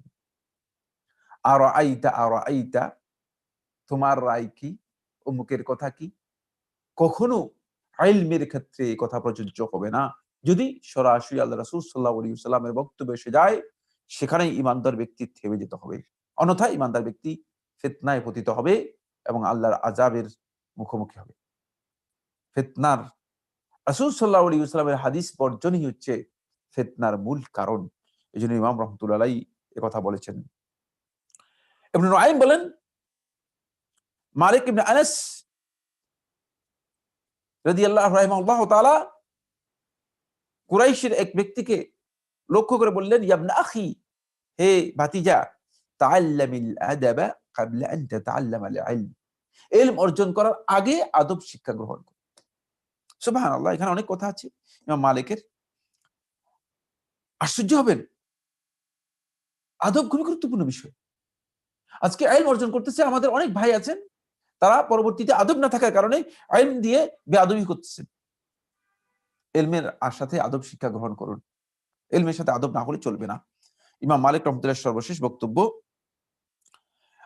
যেটা, সেটা হলো ইবনে ওয়াহাব বর্ণনা করতেছেন, ইমাম মালিক রহমতুল্লাহ বলছেন, তাআল্লামতুল ইলমা লিনাফসি ওয়া মা তাআল্লামতু লিয়াহতাজান নাসু ইলাইহি। খুব ভালো করে খেয়াল করুন, ইলম অর্জন করেছি আমি নিজেকে সমৃদ্ধ করার জন্য, নিজের আমলকে সমৃদ্ধ করার জন্য, নিজেকে সংশোধন করার জন্য, নিজের প্রয়োজনের তাগিদে। আমি ইলম অর্জন করি না এই জন্য যে মানুষ আমার কাছে মুহতাজ হবে, মানুষ আমার কাছে মুখাপেক্ষী হবে, এই জন্য আমি জ্ঞান অর্জন করি না। আজকে আমরা তো জ্ঞান অর্জন করছি মানুষকে আমাদের কাছে মুখাপেক্ষী করার জন্য। মানুষ যেন আমাদের কাছে এসে, মানে মানুষ ধর্ণা দেয়, আমাদের কাছে এসে ধর্ণা দেয়, বলে যে, হ্যাঁ আপনি তো অনেক বড় আলেম, আপনি আমাদের কাছে আসুন, আপনি আমাদেরকে মানে জ্ঞান দিন। আলোচনা লম্বা হয়ে গিয়েছে সময়ের কারণে। শুধু শেষ কথাটুকু বলবো এবং শেষ করে দিব। আরো অনেক কথা ছিল, সেগুলো আলোচনা করবো না। ইমাম মালিক রহমতুল্লাহ আলাইহি একটি ভয়ানক পরীক্ষার মুখোমুখি হয়েছিলেন। সেটা হলো, ইমাম মালিক রহমতুল্লাহ আলাইহি আব্দুল্লাহ ইবনে আব্বাস রাদিয়াল্লাহু আনহু থেকে একটি হাদিস বর্ণনা করেছেন। যে হাদিসটির মূল কথা হচ্ছে যে, আব্দুল্লাহ ইবনে আব্বাস রাদিয়াল্লাহু আনহু বর্ণনা করেছেন, যাকে জোরপূর্বক তালাক দিতে বাধ্য করা হবে তার তালাক পতিত হয় না। জোরপূর্বক যদি তার কাউকে ইয়ামিন শপথ নেওয়া হয়, তার শপথ কি হয় না, বাধ্যতামূলক হয় না, লাজিম হয় না। এটা আব্দুল্লাহ ইবনে আব্বাস থেকে বর্ণিত সহিহ রিওয়ায়াত দ্বারা সাব্যস্ত হয়েছে। আবু দাউদ তার সুনানের মধ্যে বর্ণনা করেছে, আর অন্যান্য বর্ণনা করেছে। সময়ের কারণে তো বিস্তারিত আলোচনা করতে যাচ্ছি না। আব্দুল্লাহ ইবনে আব্বাস রাদিয়াল্লাহু আনহু এই রিওয়ায়াতটি ইমাম মালিক রাহমাতুল্লাহ আগেও রিওয়ায়াত করেছেন এবং ইমাম মালিক রাহমাতুল্লাহ এই রিওয়ায়াত করতেন। কিন্তু ১৪৬ হিজরি সনে একটা বিপর্যয় মদিনাতে দেখা দেয়। সেই বিপর্যয় হচ্ছে এই, তখন খলিফা যিনি রয়েছেন, আমরা জানি যে খলিফা ছিলেন আবু জাফর আল মনসুর। তো আবু জাফর আল মনসুরের এই খেলাফতের এই সময় তখন ১৪৬ হিজরি সনে মদিনায় মুহাম্মদ ইবনে আব্দুল্লাহ ইবনে হাসান আল আলাবী নামে এক ব্যক্তি আত্মপ্রকাশ করে সে নিজের খেলাফতে দাবি করে এবং নিজেকে মনে করে থাকে যে সেই মাহদী এর মতো। নিজেকে লকব দেয় আন-নাফসু যাকিয়া, পবিত্র নফস। মাহদী বলে নাই, বলেছে আমি হচ্ছি নাফসু যাকিয়া, আমার কাছে তোমরা বায়াত গ্রহণ করতে হবে। এখানে মদিনার মধ্যে এক বিশাল বিপর্যয় নেমে আসে। লোকেরা মনে করে যে মাহদি এসে গিয়েছে, কারণ তার নাম হচ্ছে মোহাম্মদ ইবনে আব্দুল্লাহ ইবনে হাসান। মোহাম্মদ ইবনে আব্দুল্লাহ থাকার কারণে লোকেরা মনে করেছে যে এই সম্ভবত মোহাম্মদ ইবনে আব্দুল্লাহ রাসূলুল্লাহ সাল্লাল্লাহু আলাইহি ওয়াসাল্লাম যেই মাহদি এর কথা বলেছেন, মাহদিউল মুনতাজার, এবং সে নিজেকে নফসুজ জাকিয়া হিসেবে ঘোষণা করে। ফলে আবু জাফর আল মানসুরের বিরুদ্ধে সে বিদ্রোহের মতো নিজে খেলাফতের দাবি করে, বিদ্রোহের মতো অবস্থান তৈরি হয়। ফলে ইমাম মালিক রহমতুল্লাহ আলাইহি এই সময় ইমাম মালিক রহমতুল্লাহ আলাইহি মদিনার মুফতি, মদিনার ফতোয়া দানকারী। ইমাম মালিক রহমতুল্লাহ আলাইহি ওই ফতোয়া দিতেন। আবু জাফর আল মানসুর ইমাম মালিক রহমতুল্লাহ আলাইহিকে যখন এই ঘটনা ইমাম মালিক এর ফতোয়ার বিষয়টি যে আবু জাফর আল মানসুরের কাছে গেল, তখন আবু জাফর আল মানসুর তার ওয়ালি ছিল মদিনার জাফর ইবনে সুলাইমান ইবনে আলী ইবনে আব্দুল্লাহ ইবনে আব্বাস। মানে আব্দুল্লাহ ইবনে আব্বাসের আব্দুল্লাহ ইবনে আব্বাসের ছেলে হচ্ছে আলী, আলীর ছেলে হচ্ছে সুলাইমান, সুলাইমানের ছেলে হচ্ছে জাফর। একেবারে সরাসরি কাছের মানুষ। আব্দুল্লাহ ইবনে আব্বাসের মানে দ্বিতীয় তৃতীয় বংশধর, 14 বংশধর। জাফর ইবনে সুলাইমান ছিল মদিনার তখন গভর্নর। আব্দুল্লাহ ইবনে তিনি ছিলেন আবু জাফর মনসুরের চাচাতো ভাই, তিনি মদিনার গভর্নর ছিলেন। তিনি ইমাম মালিক রহমতুল্লাহকে নিষেধ করলেন যে আপনি এই আব্দুল্লাহ ইবনে আব্বাস থেকে যে বর্ণনাটি দিচ্ছেন, যা যে ফতোয়া দিচ্ছেন, এই ফতোয়া আপনি দিবেন না। এখানে একটা ঘটনা আছে, সেই ঘটনাটা আপনাদের জানা দরকার, সেটা খুব ইম্পর্টেন্ট বিষয় ছিল। মানে সেটা হলো ইমাম মালিক রহমতুল্লাহ এই যে মানে এই ফতোয়াটা তখনকার সময়ে ওয়ালিদের জন্য এবং খলিফাদের জন্য লোকদের কাছ থেকে বায়াত নেওয়া হতো, বাইআতুল ইয়ামিন, বায়াত শপথ নেওয়া হতো, সাথে সাথে এই কসম নেওয়া হতো যে যদি আমি বায়াত লঙ্ঘন করি তাহলে আমার স্ত্রী তালাক হয়ে যাবে, স্ত্রী তালাক হয়ে যাবে। মানে এইভাবে আবিষ্কার করেছে সর্বপ্রথম মারওয়ান ইবনে হাকাম। এটা একটা ইতিহাস রয়েছে, আমি সেদিকে যেতে পারলাম না সময়ের কারণে। বলে এই যে বায়াত, এর সাথে ইয়ামিন, শপথ। এখন কোন ব্যক্তি যদি তার মানে এই কোন কারণে মানে ওয়ালিয়ের বায়াতকে লঙ্ঘন করে তাহলে তার স্ত্রী তালাক হয়ে যাবে, সে তো হারামের মধ্যে চলে যাবে। আর এটা জোরপূর্বক নেওয়া হতো। ফলে ইমাম রহমতুল্লাহ যখন এই ফতোয়া দিলেন যে জোরপূর্বক কোন ইয়ামিন যদি নেওয়া হয়, শপথ নেওয়া হয় থাকে, তাহলে সেটা কি হবে না, কোনোভাবেই কার্যকর হবে না, সেটা লাজিম হবে না।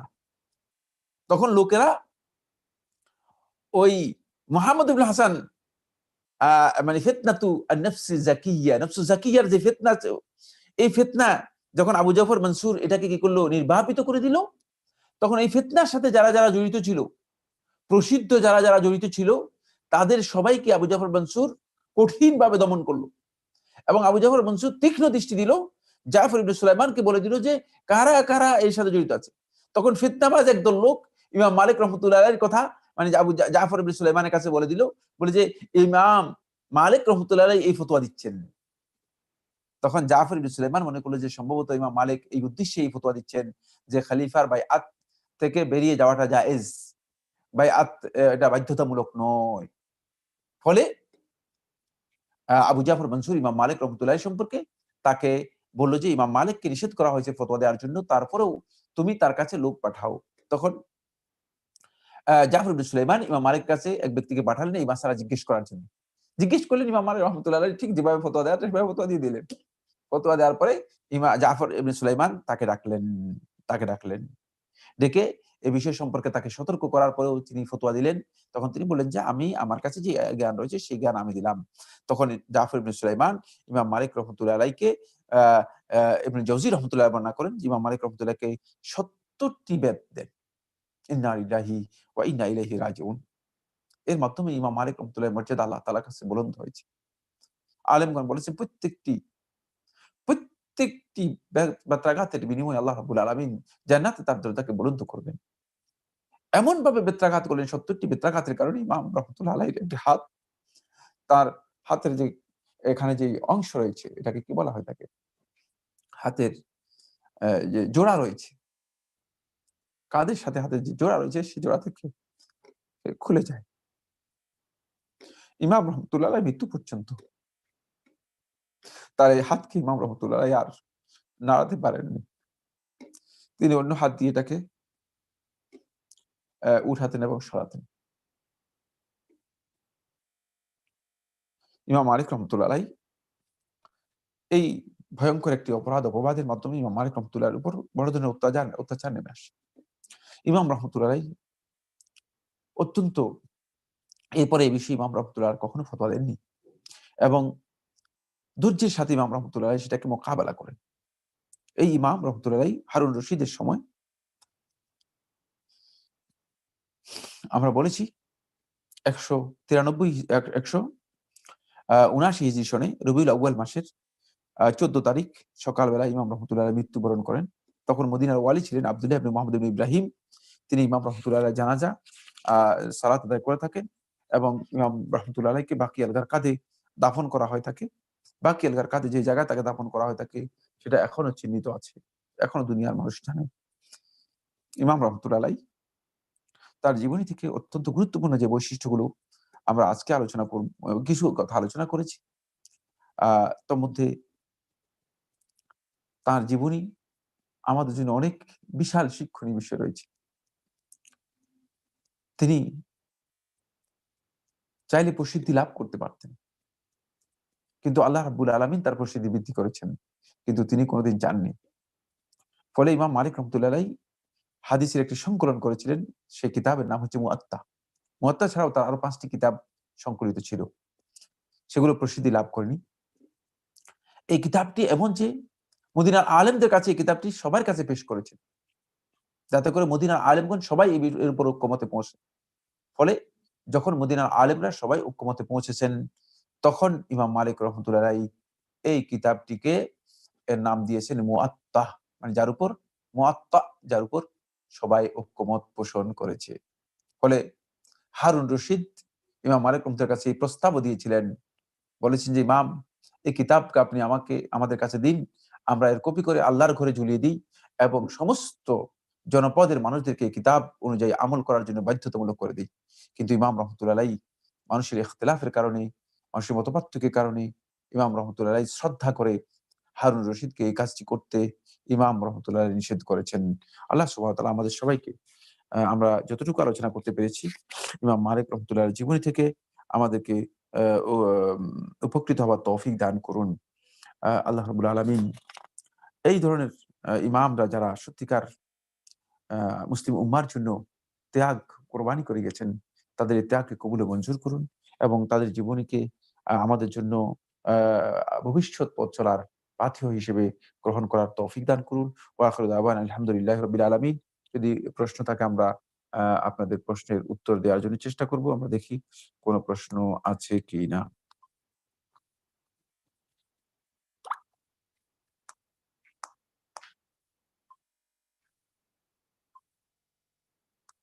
কিছু প্রশ্ন এসেছে। আসসালামু আলাইকুম।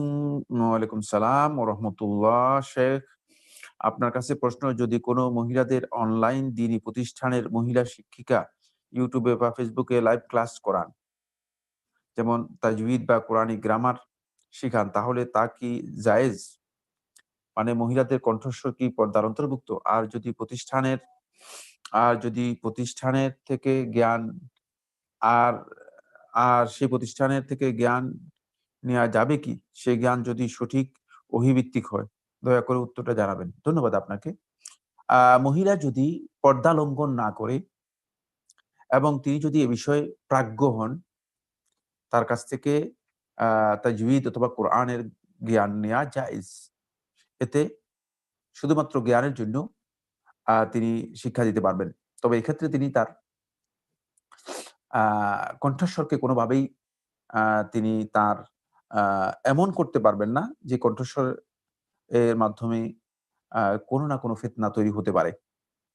আর দুর্বল অন্তরের অধিকারী যারা আছেন তারা এখানে অংশগ্রহণ করতে পারবেন না। দুর্বল অন্তরের অধিকারী যারা আছেন তারা অংশগ্রহণ করতে পারবেন না। তাদের জন্য হারাম হবে। যেহেতু আল্লাহ সুবহানাহু ওয়া তাআলা কোরআনের মধ্যে স্পষ্ট করে বলে দিয়েছেন। ফায়াতমাউল্লাযী ফি কলবিহি মারাদুন, যার অন্তরের মধ্যে দুর্বলতা আছে, সে এখানে অন্য কিছু আশা করবে। অন্যদিকে সে কি হয়ে যাবে? তাড়িত হয়ে যাবে। সুতরাং এখানে সতর্কতা অবলম্বন করতে হবে। এটা তার জন্য জায়েজ হবে না। বাকি যারা মানে দুর্বল অন্তরের নয়, তারা এখান থেকে জ্ঞান নিতে পারবেন। তাদের জ্ঞান নেওয়া জায়েজ রয়েছে। যদি সেটা সঠিক প্রতিষ্ঠান হয়, সহিহ আকীদা ভিত্তিক হয়ে থাকে, তাহলে সেখান থেকে জ্ঞান নেয়া জায়েজ, না জায়েজ নয়। যখন আমি ইসলামিক হালাকায় থাকি বা ইসলাম জ্ঞান আহরণ করি, তখন বুঝতে পারি আমার ঈমান বৃদ্ধি পায়। আবার যখন একা থাকি, তখন শয়তানের পক্ষ থেকে বিভিন্ন ওয়াসওয়াসা আসে। পাপ করার জন্য আমাকে একটু উপদেশ দিন। কিভাবে আমি নিজের ঈমান বৃদ্ধি করতে পারবো এবং শয়তান পরাজিত করতে পারবো? হ্যাঁ, ঈমান বৃদ্ধি করার জন্য এই হালাকার মধ্যে আসবেন, কোরআন তেলাওয়াতের মধ্যে আসবেন, আলেমদের সাহায্য লাভ করবেন। ঈমান বৃদ্ধি করার জন্য যে কাজগুলো আছে সেগুলো বেশি, বেশি করবেন। যখন দেখবেন যে শয়তান ওয়াসওয়াসা দিচ্ছে তখন বেশি করে আউযুবিল্লাহি মিনাশ শাইতানির রাজিম বেশি করে উযু উ উ মানে আ ইস্তেআযা করবেন, উযু করবেন। তারপরে শয়তান থেকে আশ্রয় গ্রহণ করার জন্য যে দোয়াগুলো রাসূলুল্লাহ সাল্লাল্লাহু আলাইহি ওয়াসাল্লাম শিক্ষা দিয়েছেন সেগুলো পড়বেন এবং কোরআনে কারীম তেলাওয়াত করবেন। কোরআনে কারীম তেলাওয়াত করবেন। তাহলে শয়তান আপনাকে আ আ ছেড়ে দিতে বাধ্য হবে।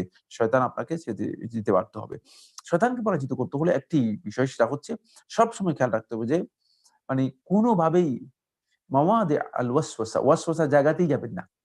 ওয়াসওয়াসা তৈরি হয়ে থাকে এমন জায়গাতেই যাবেন না। ফিতনার জায়গাতেই যাবেন না। ফিতনার জায়গা থেকে নিজেকে যদি বিরত রাখতে পারেন তাহলে আপনি ওয়াসওয়াসা থেকে বেঁচে যাবেন। কিন্তু তারপরেও ওয়াসওয়াসা আসবে না এটা আমি বলছি না। ওয়াসওয়াসা আসবে। আসার সাথে, সাথেই প্রত্যাখ্যান করতে হবে। আসার সাথে, সাথে সেখান থেকে নিজেকে উইথড্র করে আবার মানে অন্য কাজে নিজেকে সম্পৃক্ত করে নিতে হবে। আসসালামু আলাইকুম স্যার। ওয়ালাইকুম সালাম। আমার বয়স ১৫ একটু দাড়ি উঠেছে এবং উঠছে।